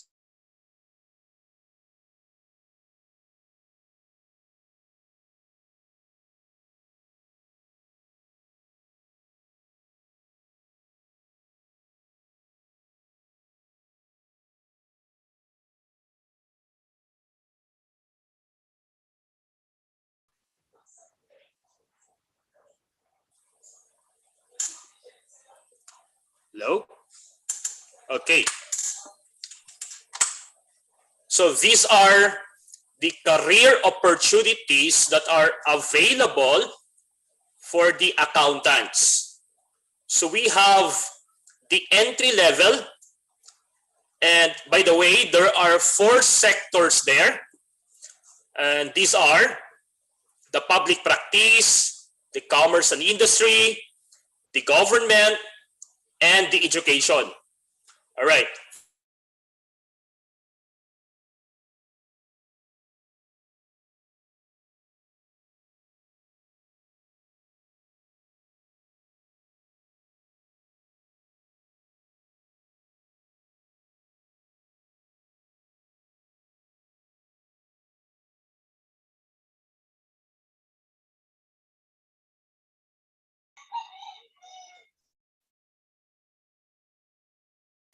Okay, wait lang po ah. Sandali.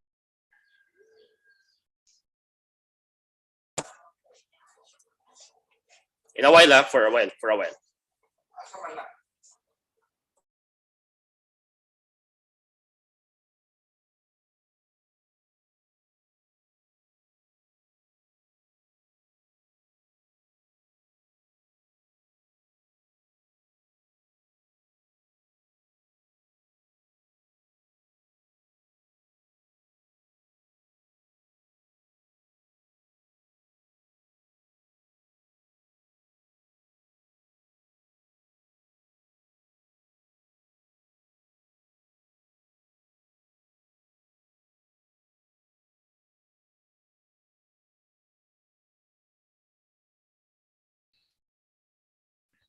All right. So while waiting for Sir Dev Porras, no, while fixing no his audio.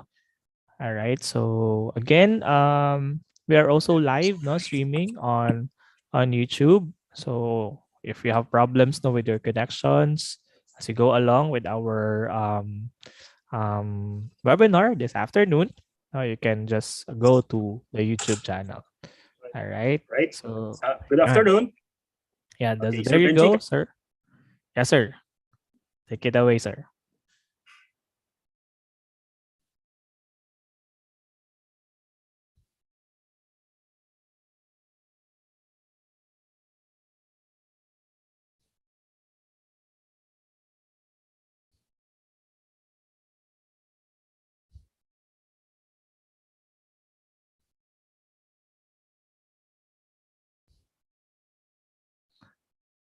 Hello, Sir Debson. Are you still there? Hello. Ayan. So maybe we can Alright. you can off na lang siguro your video, sir. Okay. Alright. Can you hear me, no? Yes, sir. Yes, sir. Proceed po. Alright. So again, there are 4 sectors in the accountancy profession, and these are the public practice, the commerce and industry, the government, and in the education. All right. The public practice, we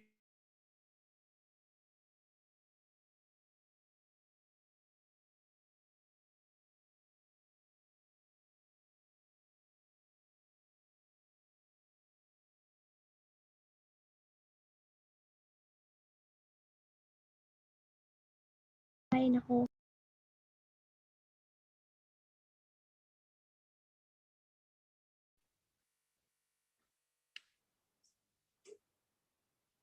Hello? All right. So for the public practice, again, we are like lawyers, architects, engineers, doctor of medicine, wherein we can offer our service in the public. Okay? So that's why for the accountancy profession, we have there the accounting firm or the auditing firm. Okay? Wherein we can offer accounting, auditing, bookkeeping, taxation, and other related in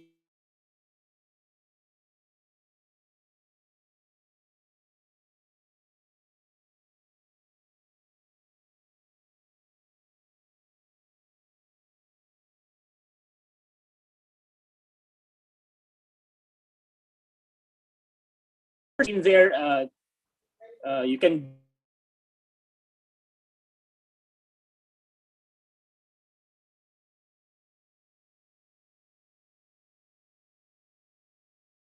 for the government accounting exam for the government, you know, you are familiar with the Commission on Audit, the Bureau of Internal Revenue, the Department of Finance, the Land Bank of the Philippines. You know, these are the few homes of the accountants in the government.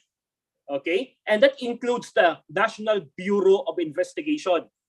Okay? You know what? If you are familiar with the qualifications, okay, na gusto po ng NBI for their agents, it was mentioned there that they wanted a personnel who has a degree in accounting, especially with a CPA title.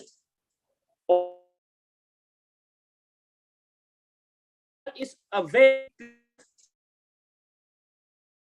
high demand for the accountants, especially in the government. All right? You've seen their LGU accountant, okay? Revenue officer, budget officer. So meaning, in your municipality, you could also be the municipal accountant, okay? At the same time, you could also be an advisor of your mayor, of your governor, when it comes to finances. Okay? Again, accountants are experts in the field of finance. That's why we are expected to be an advisor, especially in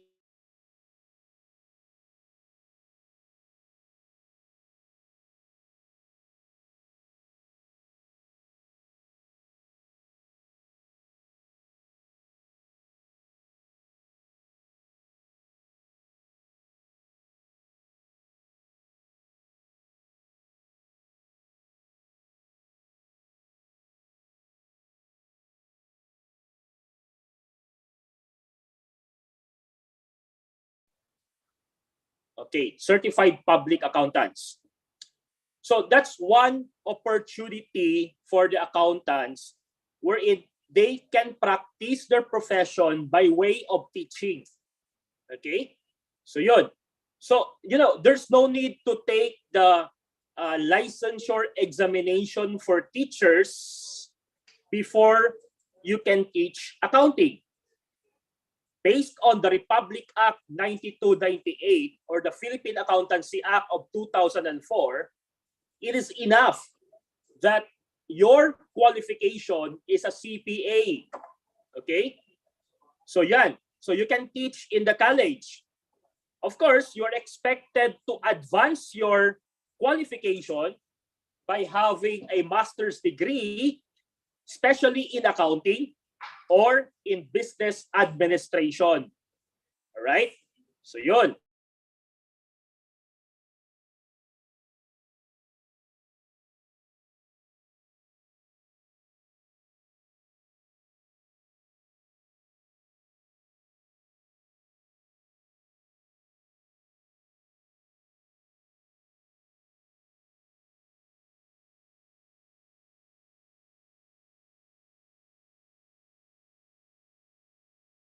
You are already an officer, okay, including a controller. So what is that controller? You are the chief accountant of the accounting department. O yan. Okay. For the government, it is expected that you are a holder already of the position. Like just like, for example, for COA, you are already having the position of a state accountant 5 or state auditor.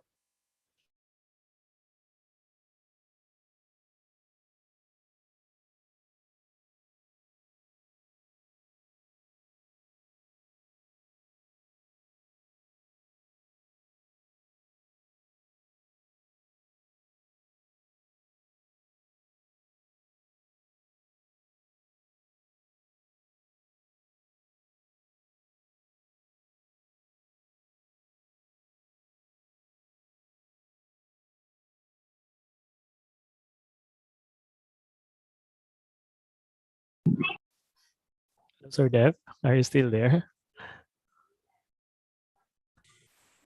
Hello? All right. Yes, Sir Benji, I'm still here. Yes, sige sir, go.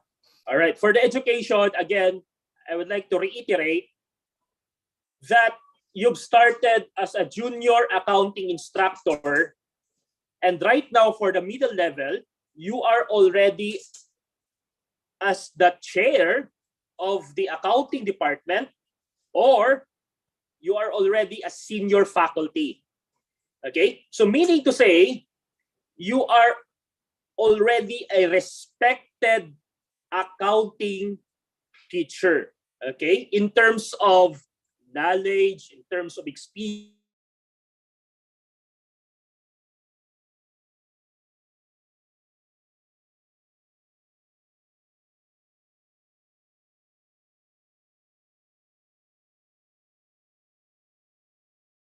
for the advanced position already as a partner of the accounting and audit firm. Okay? You know, under the law, it is not acceptable that the form of organization is in the corporate setup. What is acceptable is the sole proprietorship and the partnership. That is why in the accounting and audit firm, it is normal to have this partnership set up.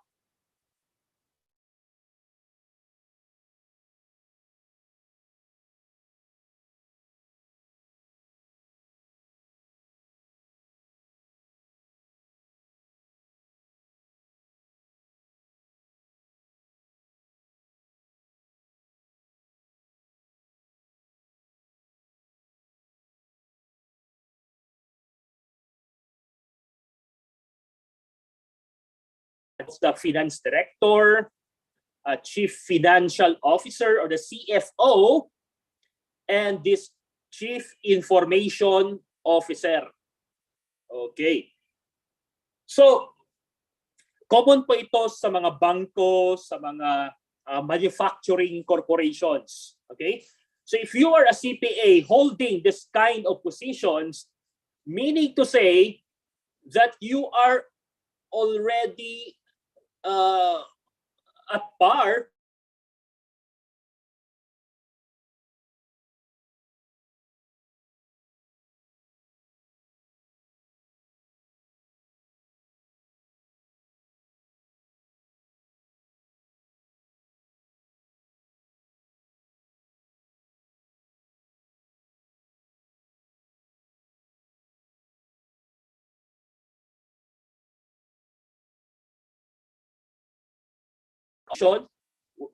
well, you are already the Vice President for Academic Affairs or the Dean of the College of Accounting Education or Business Administration. So why I mentioned this business administration? You know, the programs under the business administration are also it's allied programs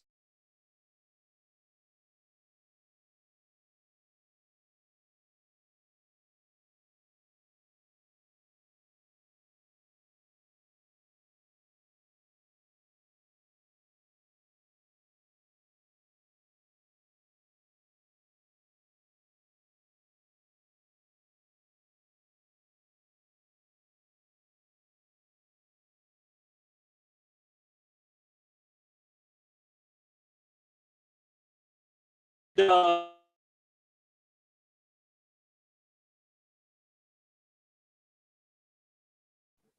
right. So we are here for the curriculum as advised by the Commission on Higher Education. So as advised by Chad, that there should be a 173 unit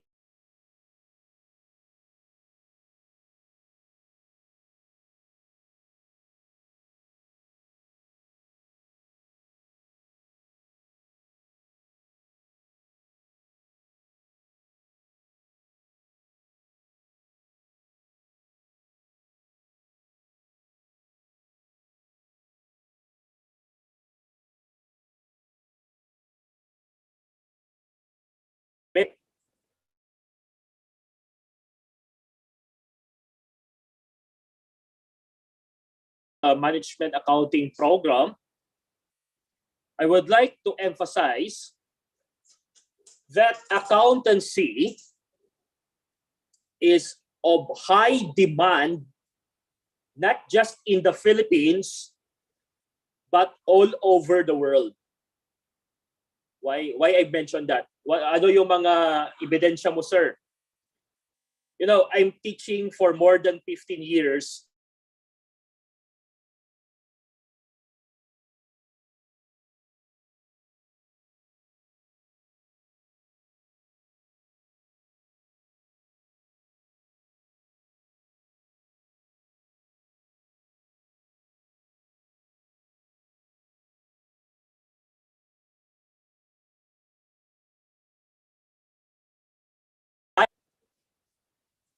Okay.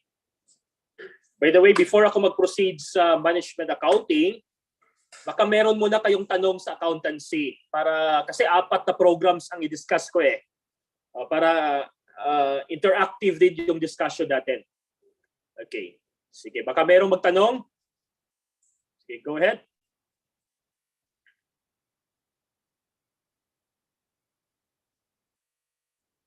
Hello?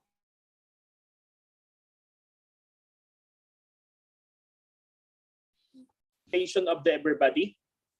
I think there's no question, sir, but there's already a question a while ago talking about aspiring CMAs, what are the opportunities for them and supposed qualifications.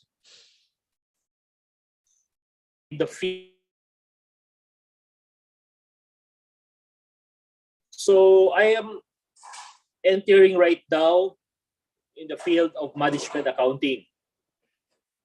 Okay. So, to make it simple, ano bang kaibahan ng management accounting profession sa accountancy profession? Well, management accounting profession focuses on the corporate need.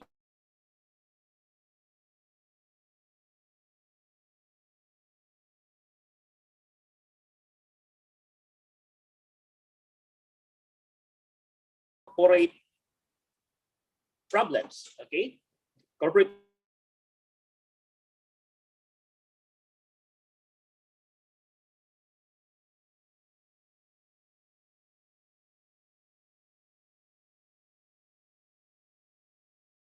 the of the management accountant. Okay. Alam nyo kasi, ang trend kasi ngayon sa mundo, dati-rati po, pag sinabi nating certified public accountant,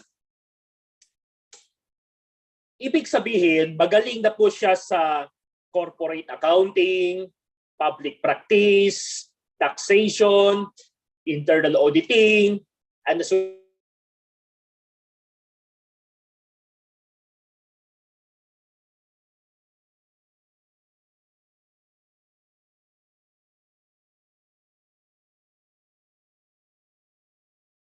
na. Diba?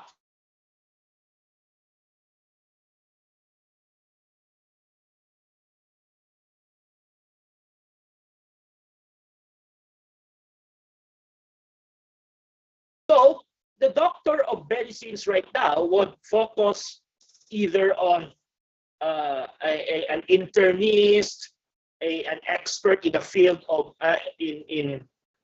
just for example, gusto niya maging cardiologist. Okay, so doktor sa puso, yan. Doktor sa utak, like for neurologist, okay? And gusto niya maging surgeon. Yan. So, iba-ibang specialization yan. So, pareho din sa accountancy profession. Ang trend po ngayon is that kailangan po mag-focus into one sector para po mas magbigyan natin ng magandang serbisyo ang ating mga kliyente. Okay. Now, for the accountancy profession, that program is designed to serve the demand and wants of the public. Meaning to say, the account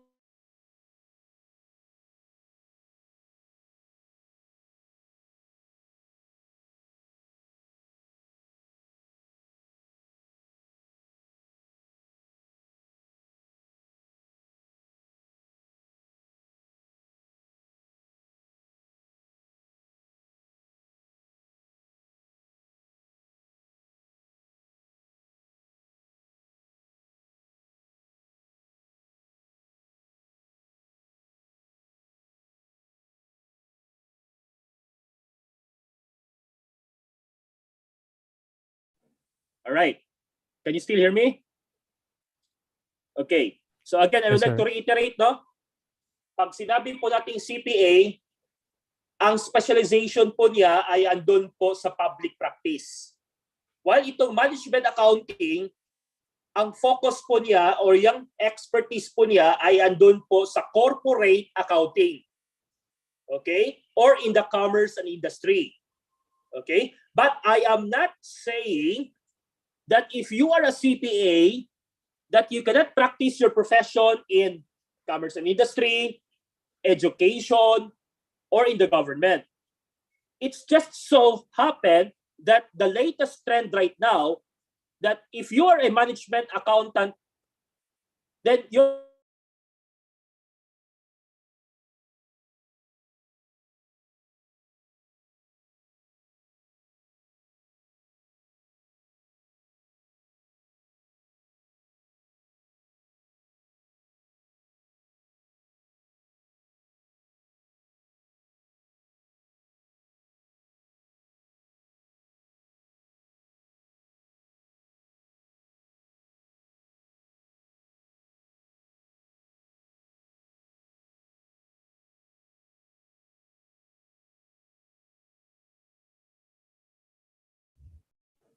right. So again, what does a management accountant do? So if you will read the enumerated works of the management accountant, it summarizes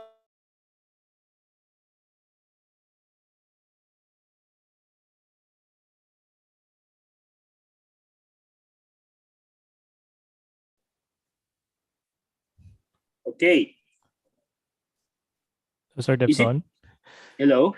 your connection is really unstable, like very choppy. Okay. Mm. Baka sa Wait lang, ano? location po. Actually, naka 4 bars pa siya. Andito ako sa office ngayon. Sige, sir, proceed po. Okay. So to make it simple, you can summarize the work of the management accountant as a corporate accountant. And that includes the preparation of budgets and other internal accounting reports. Okay? So, saan ba nagtatrabaho ang management accountant? Usually, a management accountant can be found doon po sa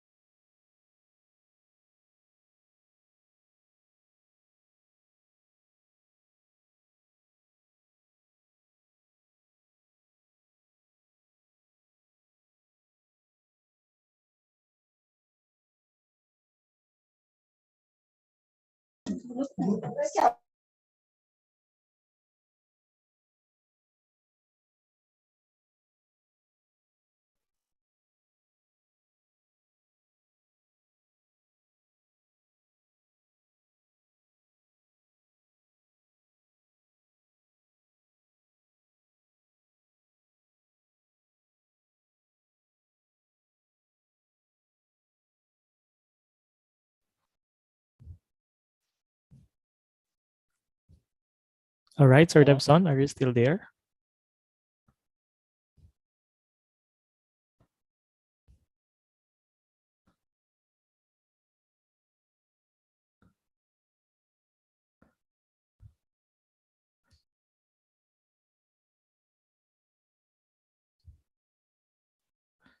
All right, so let's wait for Sir Debson because I believe he is still fixing the connection for him to be able to really give all those information needed for you to know about accounting, accountancy, and also its allied courses. And I know you're also interested to know these things so that you'll be able to um, be prepared to those things that you want to pursue, whether you go to right. Good you- afternoon once again. yes, sir. Yes, sir, proceed, sir. Right, can you hear me now? Yes, sir, I can hear you po. Sir Benji, can you hear me? Yes po, sir. I think there's Right. sa I'm connection sorry talaga for yun kanina, the sir. connection. It's just that this is already uncontrollable. Yeah. Okay.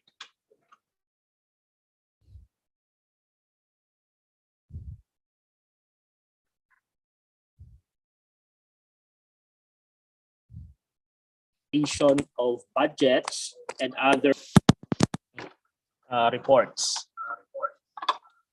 Okay. Well, for the accountants in the public practice, their focus is on the providing audit and other assurance services. Okay. So to make it simple, the financial statements prepared by the management accountants in the corporate world or in the corporation, that will be checked and that will be examined by the external auditors. And these are the accountants and the auditors in the public practice.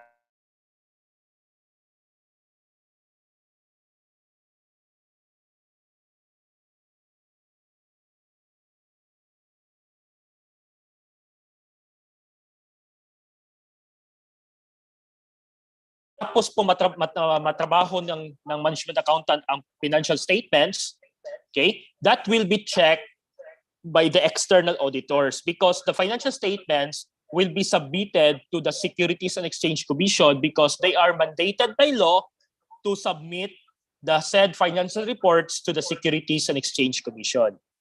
Okay? So yan po. Right. Sige. By the way, these are the career opportunities for the management accountants. As you can see, it's somewhat the same with the accountants in the for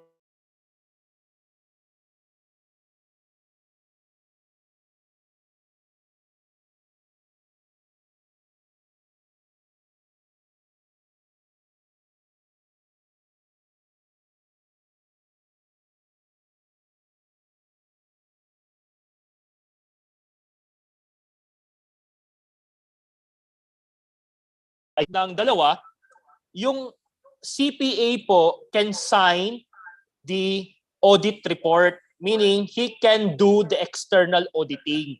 While itong management accounting cannot perform external auditing because as law, the performance of the external auditing should be done by a competent certified public accountant and not a certified management accountant.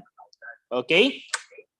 Ayan. So pare-pareho lang po ang opportunities. Doon lang po magkaiba.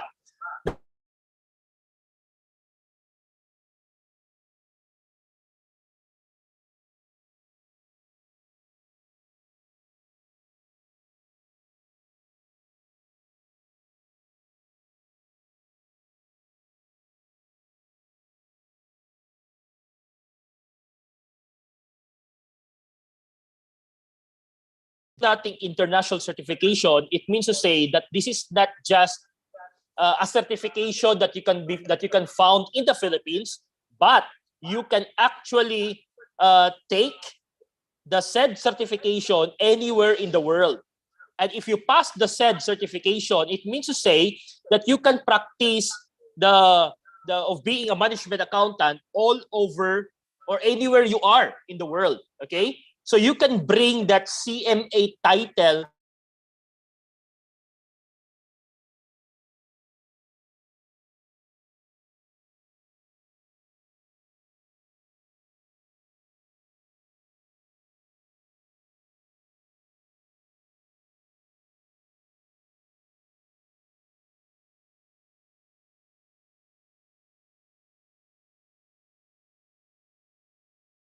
the Philippines, then you need to take the CPA exam. Like for example, in the US. So if you pass the CPA exam in the US, then you are also a CPA in the United States of America. Okay? So yan.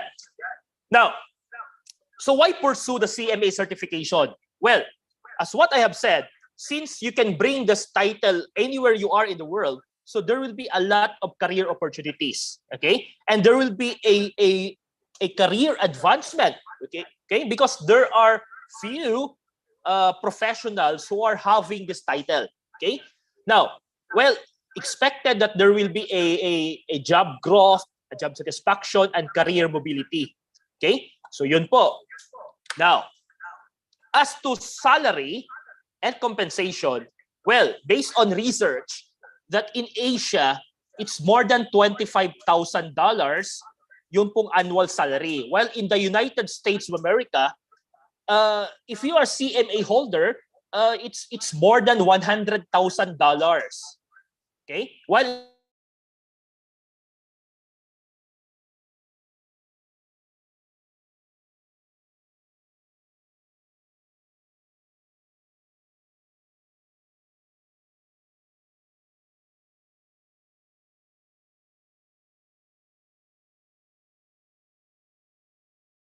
dollars yearly or annually. Okay? CMAs po to also take a CPA. Well, if you want to take the CPA examination, then you need to be a graduate first of the BS Accountancy. Okay? So yun po, because we are bound to follow the Republic Act 9298 here in the Philippines. And it says there in that law that you need to be a graduate first of the BS Accountancy before taking the CPA exam. Okay?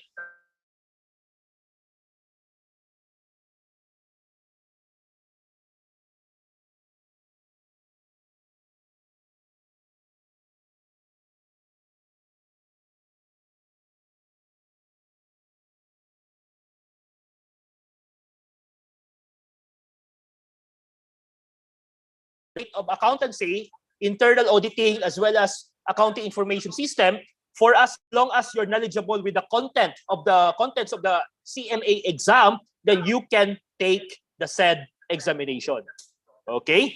So thank you kung sino man yung nag-chat na nagtanong. All right. So we are here already in the accounting information system. Anyway, before tayo mag-proceed dito, baka meron pang tanong sa management accounting. Sige, you can chat me, you can ask me right now. Sige, go.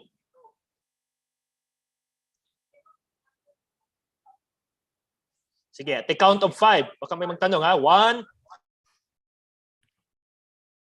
Right, there's a question here, sir. I don't know if you're able to read the question of Reese Bridget Miguel.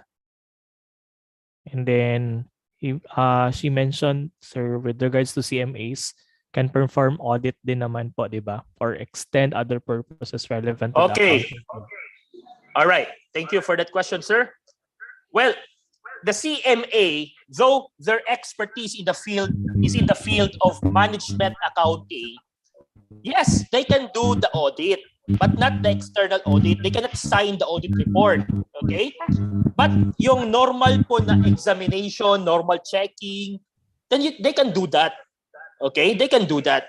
Wala pong sinabi po sa, of course, meron pong edge po yung graduate ng BS Internal Auditing kasi yun naman po kasi ang disenyo ng kanilang program, which is to become an internal auditor.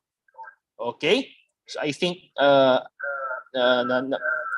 I guess I've answered the question. Sir, baka meron pang tanong po dyan? Still from Reese, sir. For CMAs po, to also take a CPA accreditation or degree, are they still to take 4 more years on the BSA course? All right, that's a very good question. Well, in the University of Mindanao College of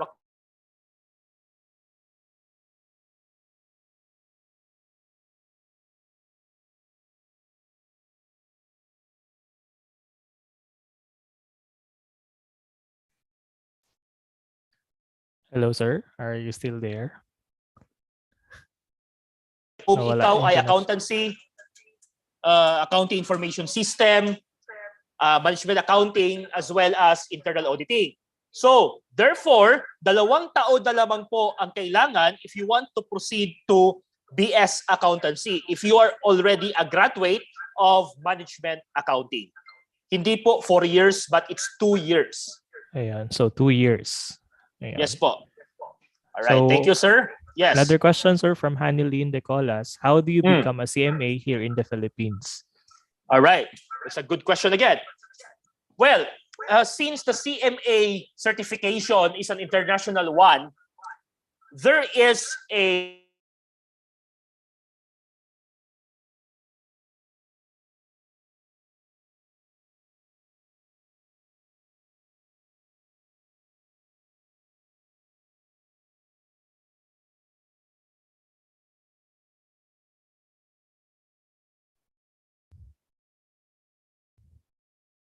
gusto na mag-take po ng CMA exam. Okay? And this is an online examination. Meaning, if it is an online, then you can take it anywhere for as long as you have the good internet connectivity. Okay? Or connection. So yun po. Of course, hindi po ito free.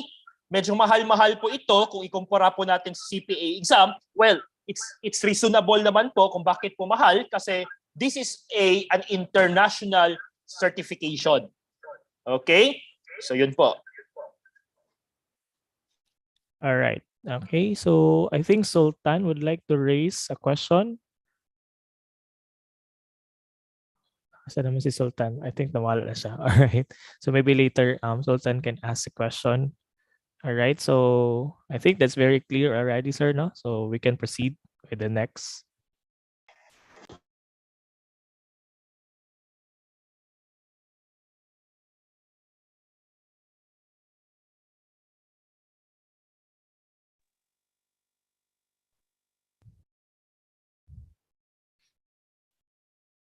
All right. So for our participants. Hello? Yes, sir. Okay. All right. Sorry again for this internet connection problem, but actually level 4 man, mataas man. Anyway, again, so this is a new program. So this is a BS in Accounting Information System. So sir, what is this program, sir? Well, to make it simple, imagine yourself that you are an expert in the field of information technology as well as accountancy. So that is the BSAIS. Okay? So it's a combination of information technology and accountancy. Okay? So sir, bakit po mayroong kursong ganito? Mayroon bang demand ng kursong ito? Mataas ba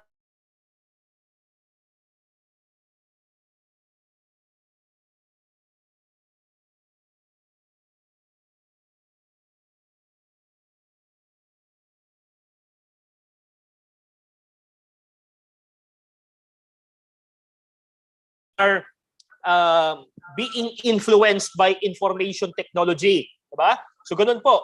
So kailangan po ng expert na tumutok po sa information technology na may alam din po sa accounting. Kaya nga po lumabas itong kursong Accounting Information System. Okay? So yan. Now, all right. Sir, ano ito mga international certifications na ito, sir? Okay. So, same thing with management accounting. If the management accounting has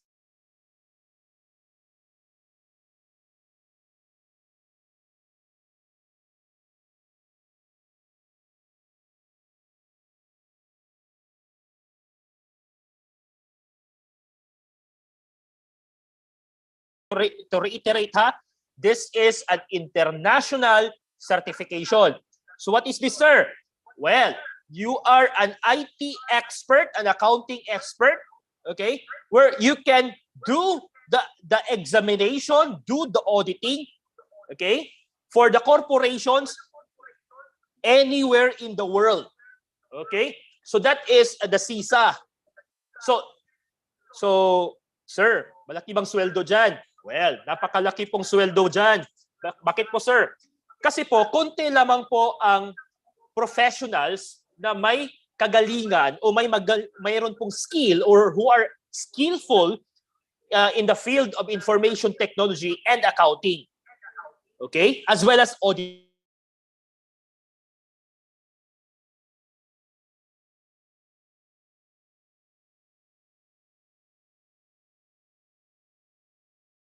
IS graduates. So, ang po dito ay CISA. Then right after passing the CISA, if you want to upgrade yourself, just like a doctor of medicine again, di ba? Kung titinan mo yung pangalan ng isang doktor, merong MD, FPAF, ano pa yung mga dagdag na pangalan dyan, those are added value-adding certifications for the doctor of medicines. Okay? So yan po. So pareho po dito sa BSAIS graduates that you have the CISA title right after your name, and right after passing the said international certification, then you can have another one, which is the series. Okay? So the more that you have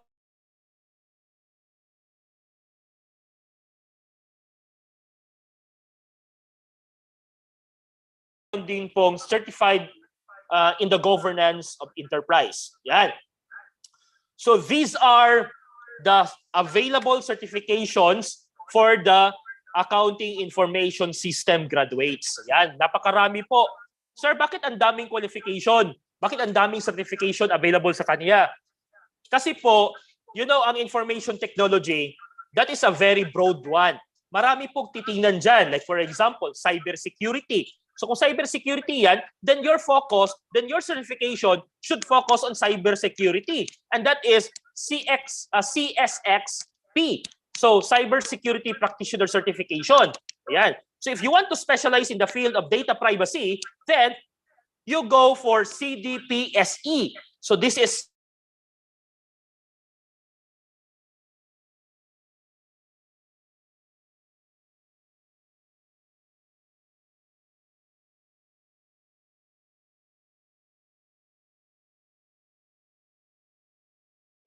program. Alright. So ayan, meron pong in IT Certified Associate, meron din pong Certified in Emerging Technology Certification. So napakarami po. So sir, ano ang trabaho? Ano yung mga positions? Well, as you can see, it's somewhat the same again with accountancy and management accounting for the entry level. Okay, I would like to reiterate, for the entry level, except for junior IT auditor and junior IS auditor. You cannot found this, hindi mo makikita ito sa accountancy and management accounting. Bakit sir? Kasi po, ito lamang po ang kurso sa accounting education na meron pong information technology. Na in other words, diba, as what I have said, this is a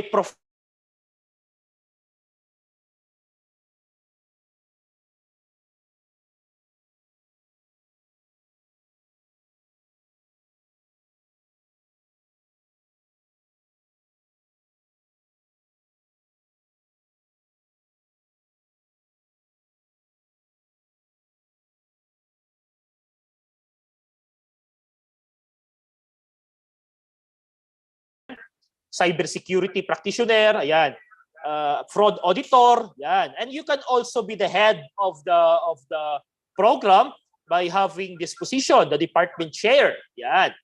Yan. So these are the middle level positions and these are the higher level positions.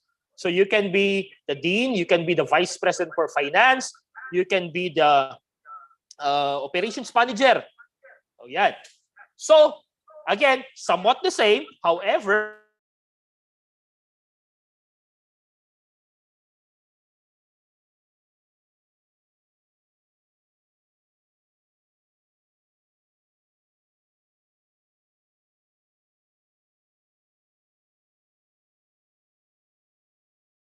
you need to have the 400 hours of mentored practical experience. Ayan.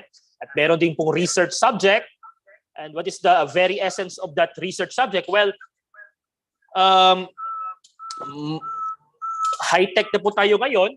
The graduates should not just be an expert in accounting, IT, auditing, but also a professional who can do a research work. Ayan. Kaya nga po, meron po tayong internship experiences po dito, lalo na po sa University of Mindanao. Alright. So what is this ISACA, sir? Well, this is the organization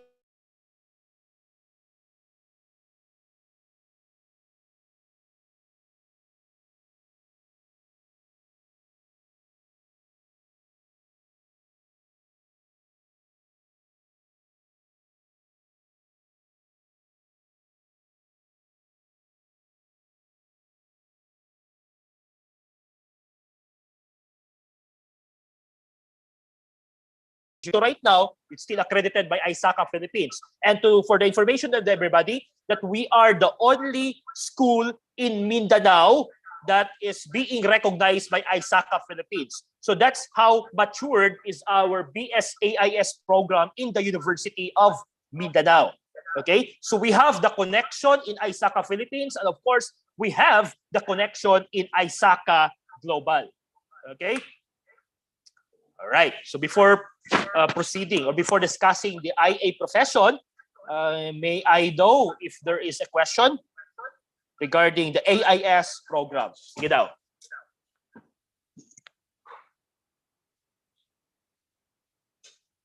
Sir Benji, baka may mga tanong dyan na hindi ko mabasa.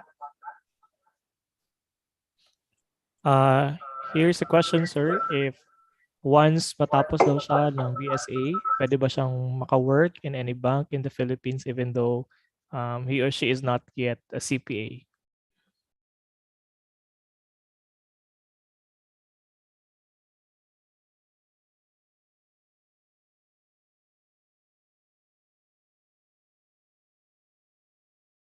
Any of the four programs here.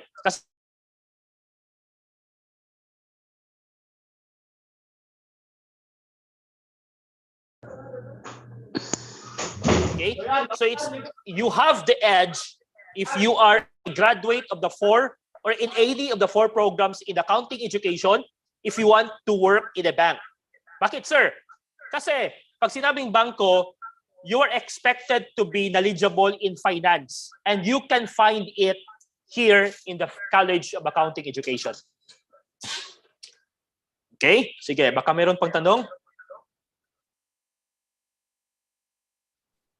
I think wala na, sir.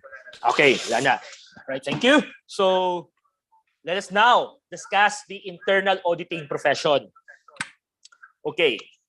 To make it simple, ano ba ito? Okay, I've mentioned lately that the accountancy program before, that you are expected to be an expert in internal auditing, external auditing, taxation,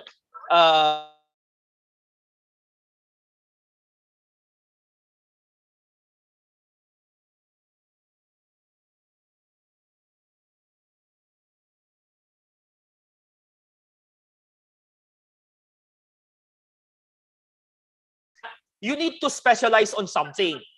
So, kaya nga lumabas itong mga bagong programs. Kaya lumabas po itong internal auditing profession. Okay? Or the BSIA program. So, what is this program? Well, this program, you are expected to be knowledgeable here in risk management, internal control, fraud, as well as in any organizational examination.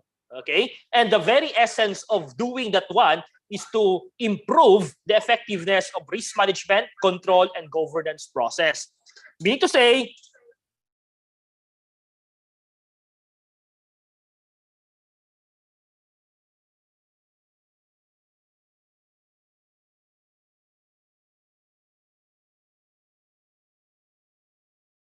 ng management. So ganun po kagaling ang isang IA professional.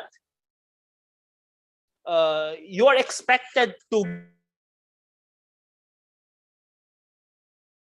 that recommendation, well, galing po, dahil po galing sa isang expert po yung recommendation, then mataas po ang chance that it will be followed by the management. Okay? And of course, you are reporting to the members of the board. So who are these members of the board, sir? Well, they are the, kung sa kwan pa yan yung pinaka mga may-ari sa isang korporasyon. Okay? Yan yung may malaking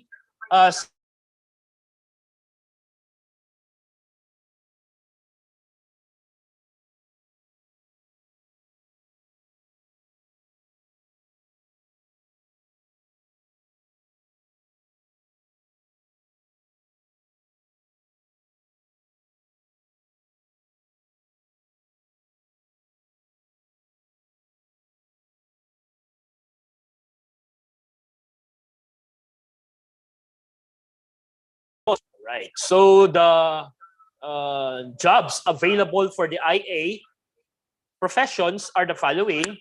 So again, it's somewhat the same with the 3 programs.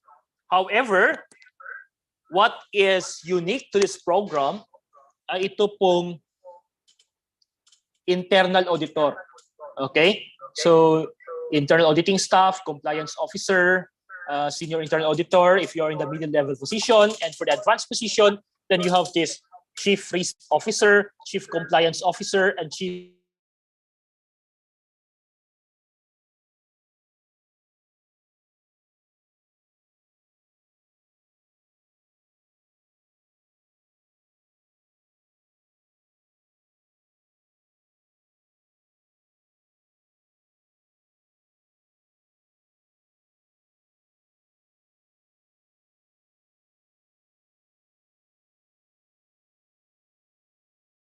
B for the so if you decided to be if you want to become an IA professional, then enroll internal auditing. Okay? But if you want to be an expert in the field of IT as well as accounting, then enroll BSAIS.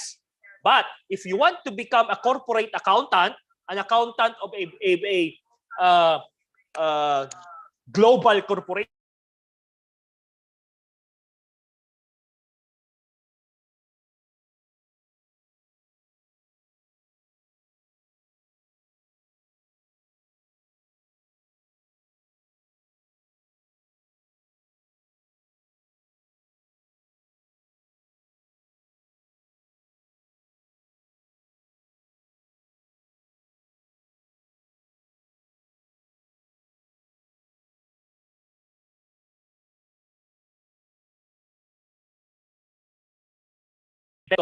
So, it is somewhat the same with CMA and the CISA.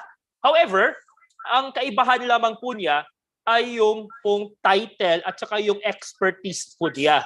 Okay? Yan po. As to sweldo, well, mataas din po ang sweldo dito because this is an international certification.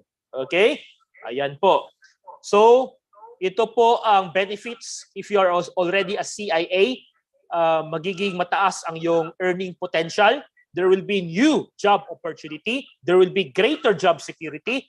There will be a valued skills and abilities. And the very good thing is that there will be a elevated respect and admiration. Yan. Konti lamang po ang CIA sa mundo at konti lamang po, lalo na po sa Pilipinas, konti lamang po. Yan. So pag konti, you know, in economics, law of supply and demand, konti ang supply, mataas ang demand. So ano mangyayari sa sweldo? Mataas ang sweldo. Ayan. Okay? So yan po. Same thing with the BSIS. Meron din pong internship program po ito. Okay? We have that one in the university.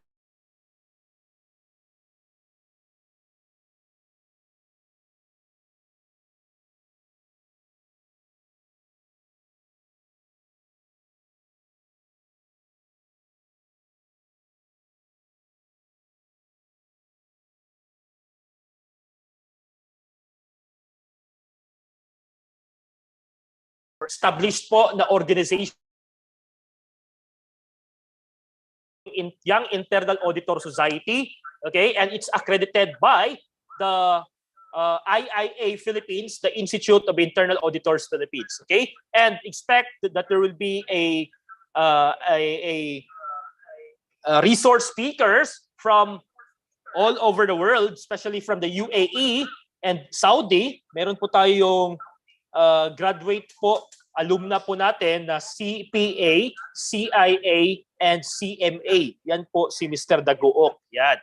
Meron din po tayong CPA at saka CISA na andun po sa NCR. Yan. So they are also a member of the faculty of the College of Accounting Education. Okay? So as to the question of whether talaga bang solid po ang estudyante after graduating the 4 programs? Well,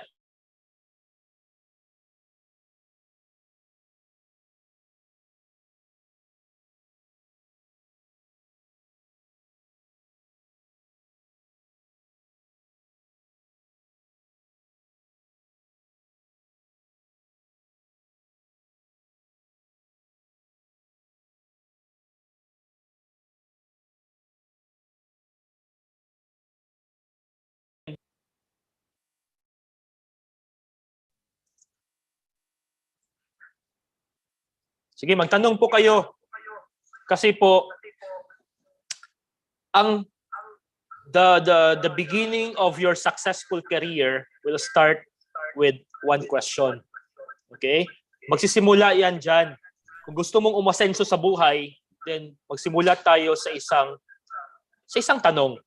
Okay? Yan. Sige, please.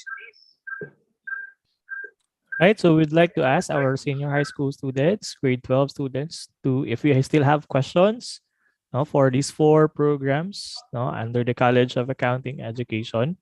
And do you have questions in pursuing these programs or being part of the accountancy profession? You may now chat or you can raise your hand so that we can recognize you and you can ask questions with our speaker this afternoon, Professor Debson Porras. Anyone? Or things that you want to clarify? Wag mahiyang magtanong.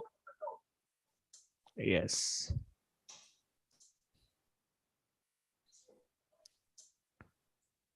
So I think, sir, there's no question already because I believe they already asked the questions a while ago. So while having the discussion. Thank you, Sir Benji. But before I I'll be closing my discussion, I would like to leave this important information about the College of Accounting Education. First, the College of Accounting Education of the University of Mindanao is one of the oldest department that offers the accountancy program in the region. Okay, so if it's one of the oldest, meaning it is the top producer of certified public accounting in the region.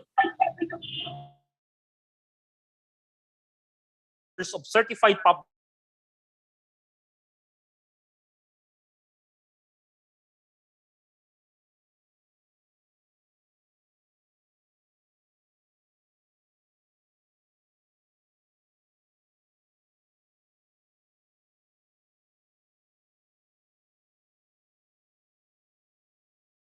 terms of producing CPAs and top-notchers for the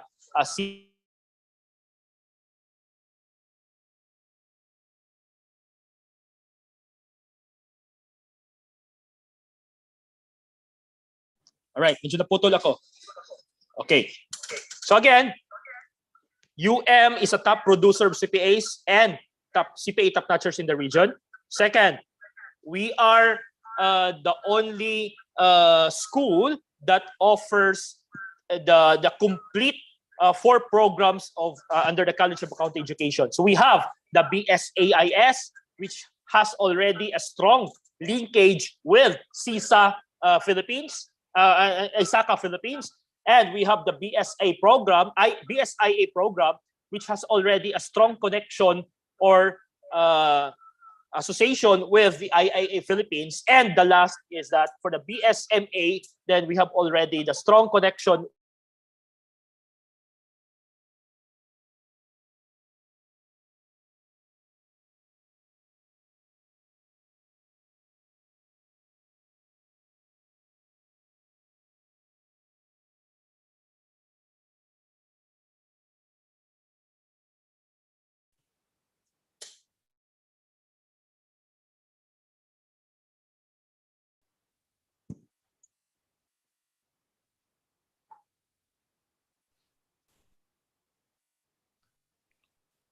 All right, still, sir, are you still there?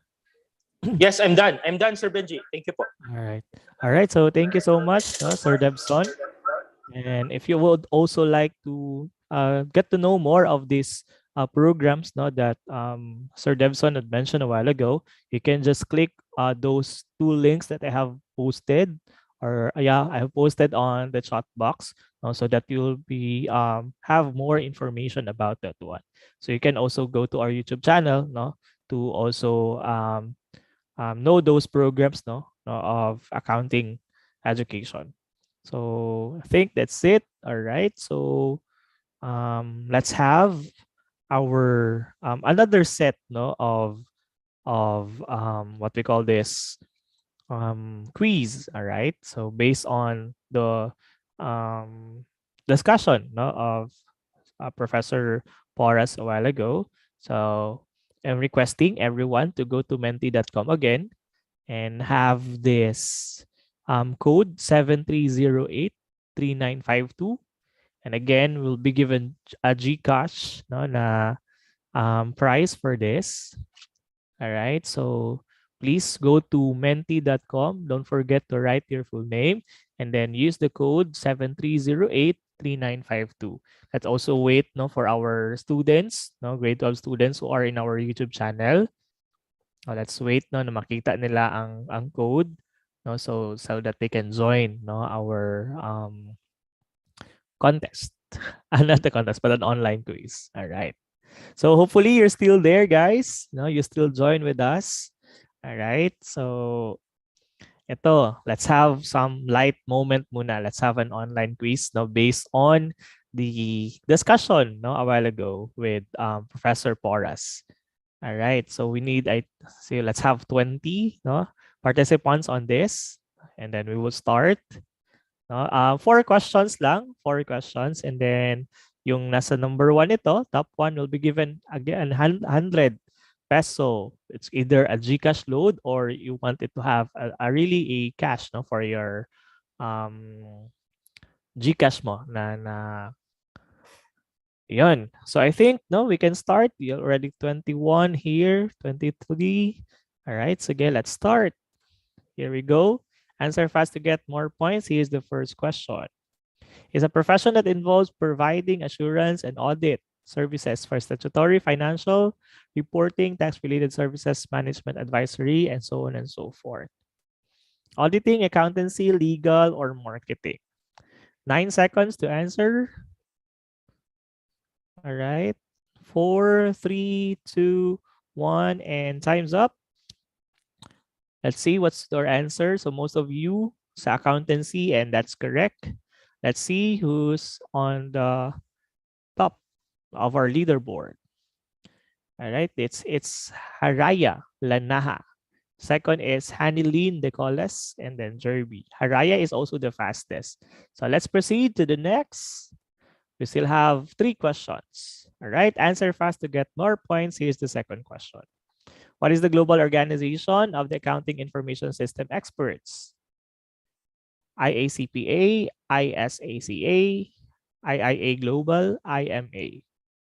7, 6, 5, 4, 3, 2, 1, and time is up.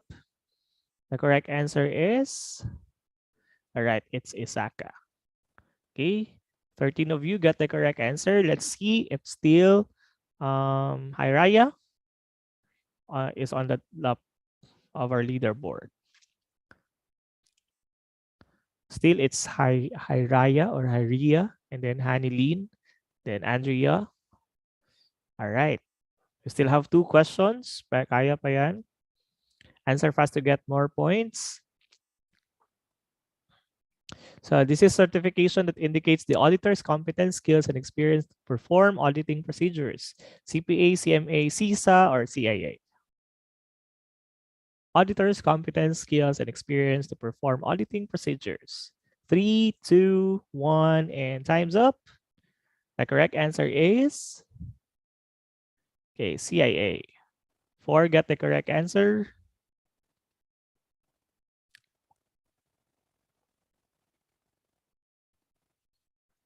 Right, let's see who's on our leaderboard. And now it's Reese Bridget. Haraya is on the 2nd place. Right, last question, Reese. So do your best not to be on the top. All right. Haraya, you can still have the chance, and others. So last question. Answer fast to get more points. This is a profession that combines knowledge in business, accounting, and computer systems. What profession is this? Management accounting, internal auditing, information and technology, accounting information systems. 6, 5, 4, 3, 2, and 1. Time is up. All right, the correct answer is accounting information system profession. 11 got the correct answer. Let's see if Reese would be on top no, for this last question, or the second and the third place no, sa ating leaderboard a while ago will be the one not to be on the top. Let's see. Here we go.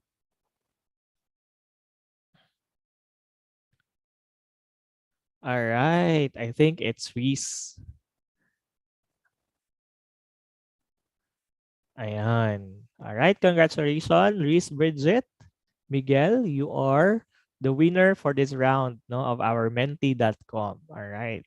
So please type your number so that we can give you your Gcash. All right, congratulations. Okay. Right, so hopefully nagiganahan mo ato ang online quiz. We still have another one na topic. And so this time now we'll be focusing on why choose UM. So we already had the knowledge on what are the things that we have to do in order for us to get a job. And of course, all of you here are from the ABM Strand, and what programs you would like to pursue so that you'll be able to get those professions that you want in the future. So of course, the University of Mindanao can actually help you in terms of getting all those aspirations, dreams and aspiration no? Since University of Mindanao is first in leadership education with its tagline no, of quality, affordable, and open education. And UM has been doing its best no for 75 years. The University of Mindanao has made quality higher education more accessible and more affordable to Filipinos, aiming for a college degree. So always changing, with the needs of the time, especially right now that we are in a pandemic. Still, the University of Mindanao has remained relevant, dynamic, and steadily gone international in the areas of student and faculty development and research. And why is that? No, that you should choose University of Mindanao for your future career that you want in life. First, of course, first reason is that UM is a leading private institution in the region, with its a lot of accolades that could really give or satisfaction to everyone that UM has really given the quality education. UM actually is the first university in Mindanao and Visayas granted with institutional ISO 9001 2015 certification. Another is the first and only school granted with category A status of the Commission on Higher Education, or also known as CHED. UM also is one of the 3 universities in the Davao region granted autonomous status by the Commission on Higher Education. UM is also recognized by CHED as a center of excellence in the teacher education, business administration, and criminology, and of course, center of development in accountancy, computer engineering, computer science, information technology, and mechanical engineering. UM is also recognized by the Philippine Association of Colleges and Universities Commission on Accreditation, and that's PACOCOA, as the institution with highest number of accredited programs in Davao region and second in the country. First of that is the University of Santo Tomas. Of course, how many years na ang Santo Tomas? That's why they have a lot of programs to offer. And second to UST is the University of Mindanao. So UM also has granted accreditation from the Philippine Technological Council for its mechanical engineering, computer engineering, and electrical engineering programs. Aside for the quality education that UM can offer, based on those accolades, those grants, that has given to the University of Mindanao, UM is also flexible, in terms of schedule because of its system is being called as term system. So ganito yung mangyayari once you are in a term system. So like for example, right now you are in grade 12, you have per semester, first sem and second semester. In one semester, you have 8 subjects to be enrolled, and all of those should be taken. But once you enroll in the University of Mindanao, you'll have this term system. The one semester is divided into 2, and that means that you have to take 4 subjects for 2.5 months, and after that, you'll have another 4 subjects to be taken in another 2.5 months. So in that way, that becomes very flexible, because if you want to have work while having your schooling, University of Mindanao can help you with that kind of schedule. And what is good is that you can choose whether you want to be in the morning, afternoon, or in the evening. If you're a morning person, then you can have the schedule for morning. If you don't like not to wake up early and you like to be in the afternoon or evening, you can also do that one. So that means there's really flexible. It's you who can manage your time, and that's why University of Mindanao now has that kind of flexibility. That's why there are a lot of students, especially those students who would like to work in the morning or in the evening. So they prefer to have this kind of system. So imagine 4 subjects, you'll just focus those 4 subjects in 2.5 months, and another 4 subjects on the next 2.5 months. Unlike other schools, that they have this what we call semestral, so they have international schedule. Meron silang morning, merong afternoon, and meron ding evening. Ayan. So that's the very core of UM's flexible schedule. All right. So it's all about efficiency, focus, and quality. So you can really focus with that 4 subjects that you have in just 2.5 months. And aside from that, UM is the most affordable private university in the region. Mind you, it's university, and it's very most affordable. That's why there are a lot of students enrolling here in the University of Mindanao because of its affordability. Another, there are a lot of wide academic programs. Imagine in the College of Accounting Education, there are 4 programs that we've mentioned a while ago.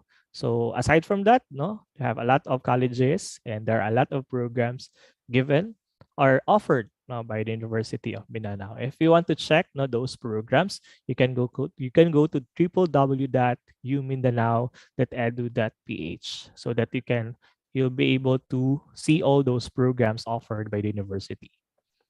All right. So of course, you can learn anywhere. Imagine here in Matina, this is a 28-hectare area, as you've seen in our virtual tour a while ago of how big the university is, and you can really learn anywhere. And aside from that, in the midst of the pandemic, University of Mindanao is still able to establish quality education using the blended learning modes, with the use of Reaper and also the Blackboard LMS.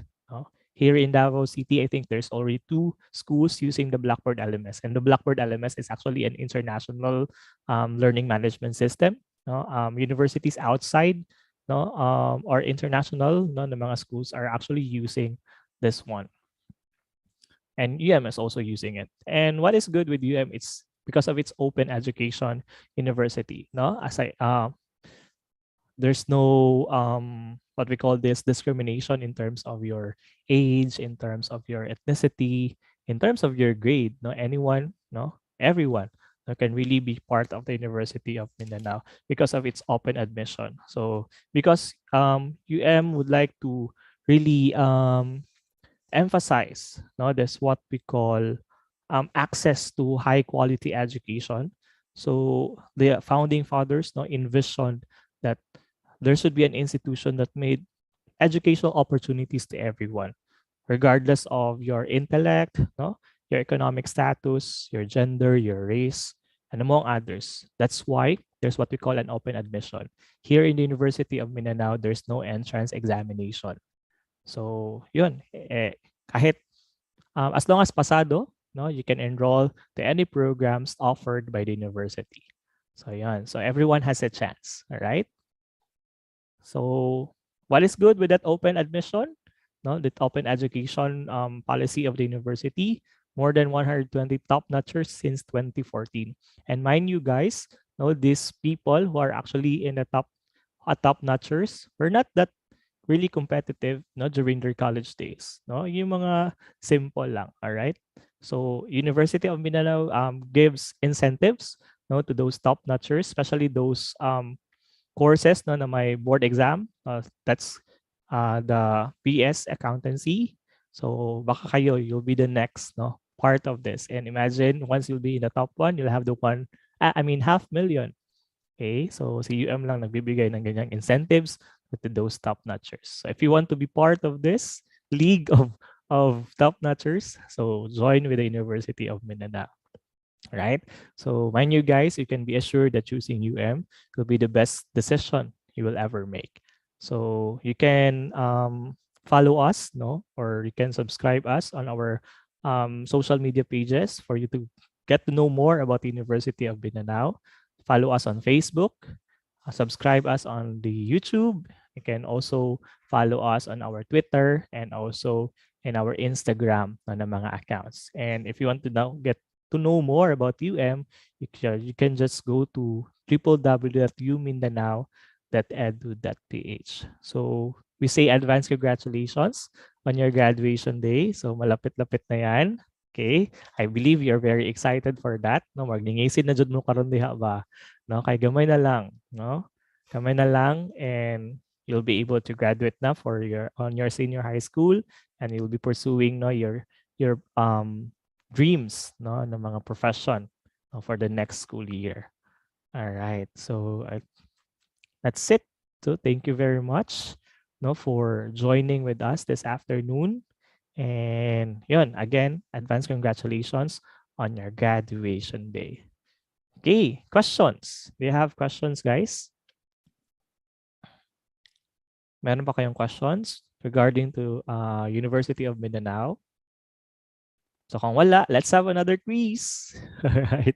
So last na to. Then again, we'll be giving you yun, price, GCash worth 100 pesos. Ayan. Sige. Asa naman tayo? Ito pala. Okay, sige. You go to menti.com. Again, this is the last quiz natin for this webinar. And then you write your full name and use the code 7508-6016. So yung dalawang winners natin a while ago, please give me your contact number no, so that we can give the GCash to you or your load. 100 pesos. Sayang din yun. Okay. So let's wait for our participants no sa YouTube kasi delay kasi doon sa YouTube. So that they can also join no our last quiz, online quiz. Again, 100 peso load or you want to have it as a GCash no na money, so pwede din. Right, we still need more participants. So more than 20 siguro, then we can start. Ayun, 21. Sige pa, habol pa. 22, ayun. Sige, let's start. This will be our last quiz. So this is more about no yung discussion natin a while ago. Mind you pala guys, no aside from its open admission, has no uniform. Okay, wala siyang uniform. So that means no na OOTD every day, right? So pwede kayo diri sa And why is that so? Because that's also no the practice no in outside of the Philippines, like in other countries. Mostly universities have no uniforms. So here in also, so no need for you to have the uniform. Okay? So yan. So OOTD every day. Okay. So mapostlan ninyo ang mga sanina. Okay. So I think let's start. So answer fast to get more points. So offers quality, affordable, and blank education. Open, free, or exclusive?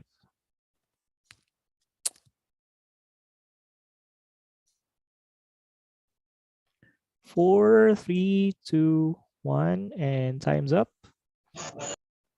All right, 19 got the correct answer. It's quality, affordable, and open education. Right, let's see who is the leader. Top on our leaderboard. So it's Reese.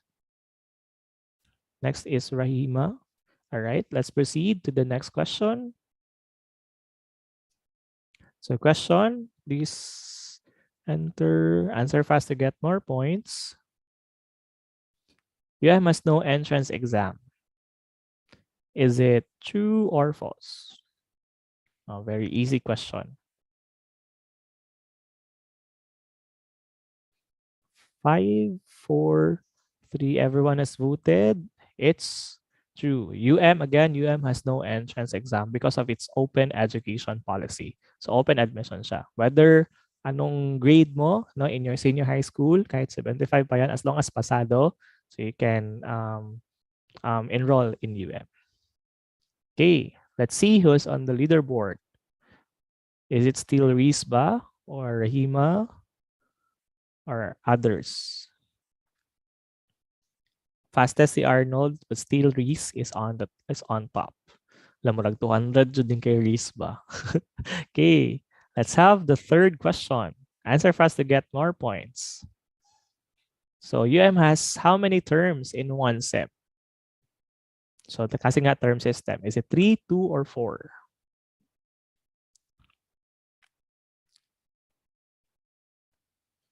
5, 4, everyone has voted. All right, 20. Got the correct answer, and that's 2 terms. So again, term system sa so yung one semester is divided into 2 terms.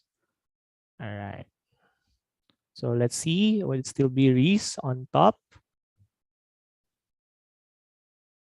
Okay.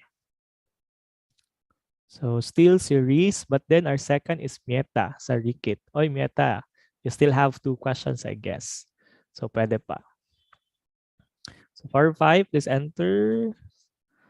Last 2 questions. Ito.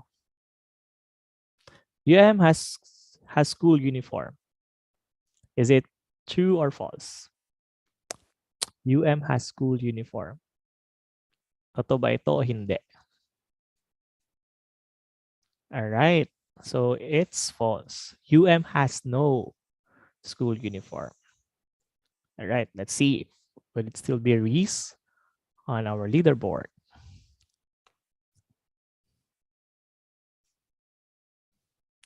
All right, Mieta. Oy, si Mieta na ngayon. No, though siguro tamang answer ni Reese, but Mieta is the fastest.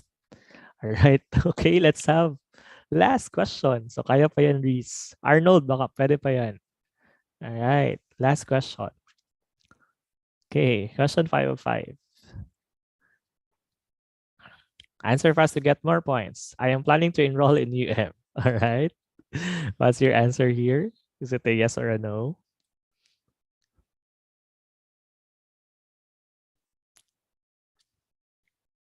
Bonus question to. Don't worry. All right. Okay. So, nakakataba ng puso na 21 of you would like to enroll here in UM. And let's see kung sino yung nasa leaderboard. Top natin to get 100 peso load or GCash. Will it still be Mieta or andun si Reese na kukunin yung top 1 na slot? Or ne? Okay, it's Mieta sa Rikit. Alright, ayan. So congratulations to the 3 natin ng mga winners for our online quiz this afternoon. Okay, so a round of applause for everyone. Okay, Ange Cute, do you want to ask question since you're raising your hand? Meron ka bang question?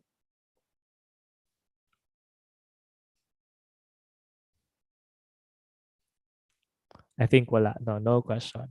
All right. So again, thank you very much everyone for joining our webinar this afternoon. Please don't forget to like and also follow our different pages, social media pages. All right. So for a while. Bye, sir. Okay. So we're not yet done. Okay. Here's our official social media pages. No, wag muna kayo mag-buy because I need to give you the evaluation form for your certificate. And, sorry. for a while lang. Okay, so these are our official social. Please follow us on Facebook, Twitter, Instagram, YouTube, and also TikTok. Ayan, may TikTok din si UM.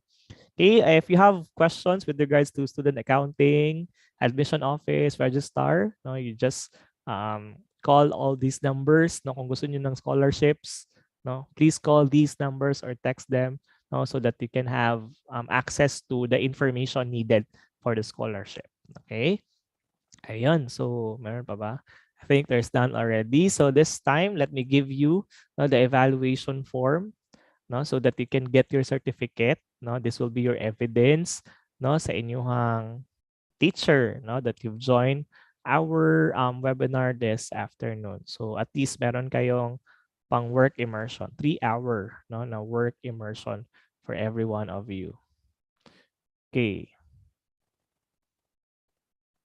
All right. Sir, ask lang po if the university do initiate online enlistment. Online enlistment. There's an online enrollment, but still we don't have schedule yet. So since this is an open admission, so wala talagang reserve. No, anyone who would like to enroll in UM, anyone who would like to enroll in their chosen na program, they can enroll because that's open sa UM. All right. Okay, so please click the link for our evaluation form. So after the evaluation, it will be given.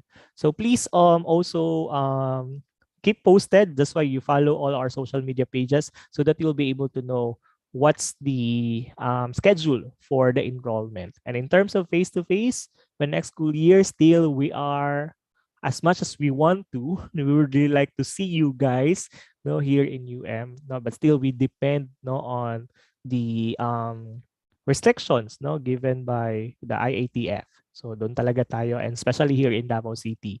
So doon tayo nagbe-base ng ating mga rules and regulations in terms of face-to-face. But right now, we're having our limited face-to-face. So let's pray, no, that we will can get through this pandemic, and soon, no, we can be here in the university and magkita-kita tayo dito. Yes, there are scholarships, no, for here in but then right now it's more of the academic scholarship, no. So if you're if you are no running for with highest and with high na mga na award, so is given 100% to 75% no na ano sa tuition ninyo. Okay? So again, so if you want to know more about scholarship, please screenshot this one. Yeah, scholarship section. So you can call that one, no, or you can also text internal scholarship, no, or external scholarship, no, so that you'll be informed of the scholarship program of the university. Okay? So yan. Ayan. So sana na screenshot nyo na yan. All right? So that's it. I think no, we're done with, so for a while lang kay ang sa YouTube need po nila ang ilahang need po nila ang ilang evaluation. So later on, we'll give the evaluation sa mga nasa YouTube channel. All right? So other questions ba? Meron pa ba? Wala na. Is it okay? No? Can I ask a favor from you guys, no, to please turn on your camera, no, for a picture taking.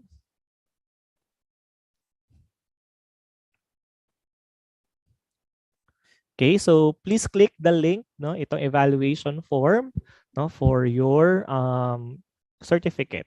Ayun, so we want to see your faces, guys. Ayan. Kamu dito, ha? Kamu dito.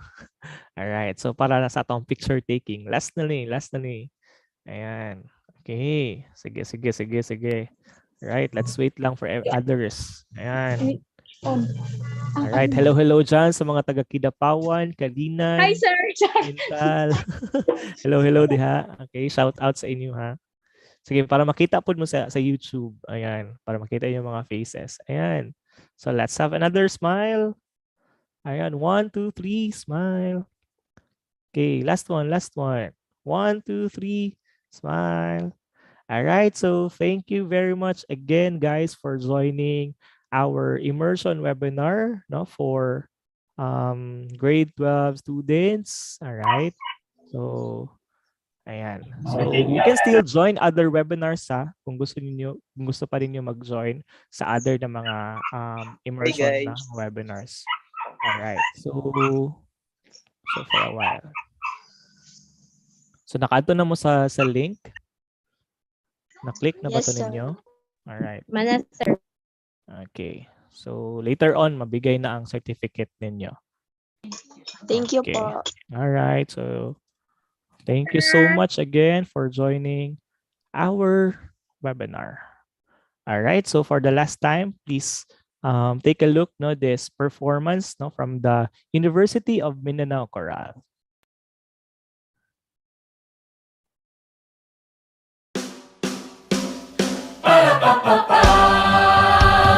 Mama told me not to waste my life. She said, spread your wings, my little butterfly. Don't let what they say keep you up at night. And if they give you shh, then they can walk on by. My feet can't touch the ground, and I can't hear a sound. But you just keep on running up your mouth. Yeah, walk on over there, 'cause I'm too fly to care. Oh yeah, your words don't mean a thing. I'm not listening. Keep talking. All I know is Mama told me not to waste my life. She says spread your wings, my little butterfly. Don't let what they say keep you up at night. And they can't tame you, 'cause wings are made to fly. And we don't let nobody bring us down. No matter what you say, it won't hurt me. No matter if I fall from the sky, 'cause wings are made to fly. Hey, hey, hey. Whoa. Firing up on the runway, I know we gotta get there someday. We don't need no ready, steady, go, no. Doctors into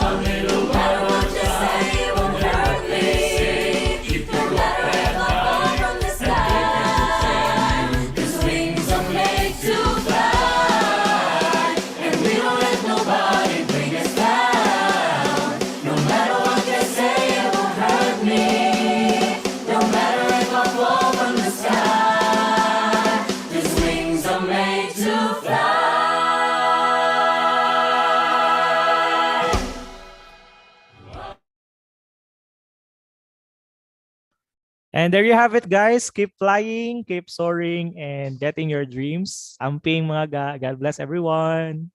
Bye-bye. Thank you.